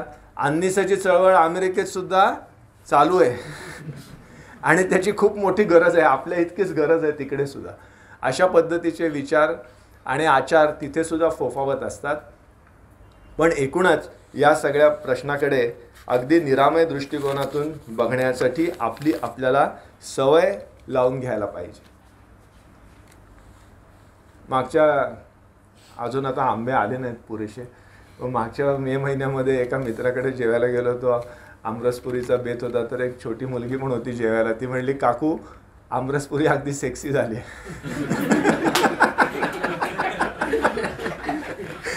त्या काकूंना त्यांनी काकू करतच उरलेली आमरसपुरी वाटली आम्हाला. असे अनेक घोटाळे होत असतात आणि इट्स अ लर्निंग एक्सपिरियन्स ना, की आता त्या मुलीला हे कसं सांगायचं की सेक्सी हे विशेषण आमरसपुरीला लागत नाही बाई. मग तिचा अर्थ काय, मग ते कुठल्या संदर्भात वापरावं, काय करावं हे. पण म्हणजे मला असं वाटतं की हा प्रसंग ना एक चांगली ऑपॉर्च्युनिटी आहे त्या मुलीशी बोलायची आणि that is what actually we did. ही एक चांगली ऑपॉर्च्युनिटी आहे तिला समजावून सांगायची, बोलायची वगैरे वगैरे. त्यामुळे अशा संधी घेत आपण हा थोडाफार संधीसाधूपणा केला पाहिजे वेळोवेळी असं मला वाटतं. एकूणच धर्म, अर्थ, काम आणि मोक्ष असे 4 पुरुषार्थ आपल्या संस्कृतीने सांगितलेले आहेत. पण जसे पुरुषार्थ सांगितलेत ना तसे स्त्रियार्थ काय सांगितलेलेच नाहीत, है ना. म्हणजे पुरुषार्थ असा समकक्ष स्त्रियार्थ असा शब्दसुद्धा आपल्या भाषेमध्ये नाही आहे. आणि त्यामुळे गरीब बिचाऱ्या पुरुषांच्या खांद्यावर फारच ओझं सगळंच टाकून दिलेलं आहे. काही का असे ना, आम्ही OPDमध्ये किंवा जे काय पेशंट तुम्ही बघत असाल त्याच्यामध्ये ना हे धर्म, अर्थ, काम आणि मोक्ष ही सगळी पुरुषांची जबाबदारी असल्यामुळे जे काय त्याचे परिणाम आणि दुष्परिणाम होतात त्याचा सामना हा आपल्याला रोज करावा लागतो. अशा पद्धतीच्या विचारांचा चक्रव्यूह कसा भेदायचा हे दर्शवणारा असं हे पुस्तक आहे. हा प्रकाशन सोहळा तर आहेच, पण आपल्या सगळ्यांचे विचार आणि मेंदू प्रकाशमान करणारा सोहळा आहे. या पुस्तकाला, लेखकाला आणि आपल्या सगळ्यांना निरामय कामजीवनासाठी मी मनपूर्वक शुभेच्छा देतो आणि थांबतो. धन्यवाद. Thank you doctor. खरं तर आपण सकाळपासून जो कार्यक्रम पुस्तक प्रकाशनाचा सोहळा म्हणून आपण जो म्हणतोय तो इथं आपण सकाळपासून आहोत या कार्यक्रमात. आणि डॉक्टरांचं ऐकणं म्हणजे अगदी जेवणानंतरही डॉक्टरांना ऐकलं तरी आपल्याला ते झोप न येणार आणि अगदी फ्रेश वाटणार असतं. त्यामुळं आता ही सगळ्यांचा मूड अगदी फ्रेश आहे, उत्साह आहे. आणि आज या कार्यक्रमाचा अगदी शेवटच्या पर्वात आभाराच्या साठी मी इथं उभी आहे. सकाळपासून खरं तर पुण्यात कार्यक्रम घ्यायचा आणि आपण मुंबईतून यायचं आणि पुण्यात कार्यक्रम करायचा, तर कशा पद्धतीनं तो ऑर्गनाईज करता येईल याचं फार मोठं खरं तर कोडं होतं. पण आज सकाळचा हा सगळा कार्यक्रम आणि ही तुम्ही एवढ्या लांबून येऊन ही उपस्थिती सगळी दर्शवली आहे त्यासाठी मी तुमच्या सर्वांचं सुरुवातीला मनापासून आभार मानते, अभिनंदन करते. आणि महाराष्ट्र अंधश्रद्धा निर्मूलन समितीची खरं तर या ठिकाणी उपस्थिती आहे. यामध्ये पुण्याहून कार्यकर्ते, पुण्यातले कार्यकर्ते, काही कार्यकर्ते पनवेलवरून खरं तर या कार्यक्रमासाठी आलेले आहेत. मुंबईवरून खास गाडी करून अगदी पहाटे उठून सगळं नियोजन करून इथं टीम आलेली आहे. त्याचबरोबर आमचा मैत्री कट्टाही यातली तरुणाई इथं आहे या सगळ्या अनुभवांमध्ये, त्यांचंही मी या ठिकाणी आभार मानते. त्याचबरोबर युक्रांचीही टीम इथे आहे, युक्रांच्याही साथी या ठिकाणी आहेत, गांधी भवन आणि इथला परिवारही, हे सगळे सोबत आहेत आज या कार्यक्रमासाठी. यांचंही मी मनापासून आभार मानते. त्याचबरोबर कार्यक्रमाच्या प्रकाशनासाठी आलेले डॉक्टर प्रदीप पाटील, डॉक्टर शंतनू अभ्यंकर आणि मंगलाताई यांचंही मी मनापासून आभार मानते. आणि त्याचबरोबर मिलिंद जोशी सर आणि ही सगळीच टीम या ठिकाणी उपस्थित आहेत, संयोजक, या सगळ्यांचं आभार मानते. आणि हे पुस्तक आपण जास्तीत जास्त पोहोचूयात, या पुस्तकावरती चर्चा घडवून आणूयात. अशा पद्धतीनं अनेक चर्चा होतील. मैत्री कट्ट्यालाही आपण हा विषय ठेवूया. तुम्ही मैत्री कट्ट्याला या निमित्तानं पुन्हा एकदा जॉईन करू शकता. आपले मैत्री कट्ट्याचेही इथं साथी आहेत. आपण पुस्तकावरही अनेक चर्चा घडवून आणूयात आणि बोलत राहूयात खुलेपणानं. नो मोर टॅबू. थँक्यू सगळ्यांना.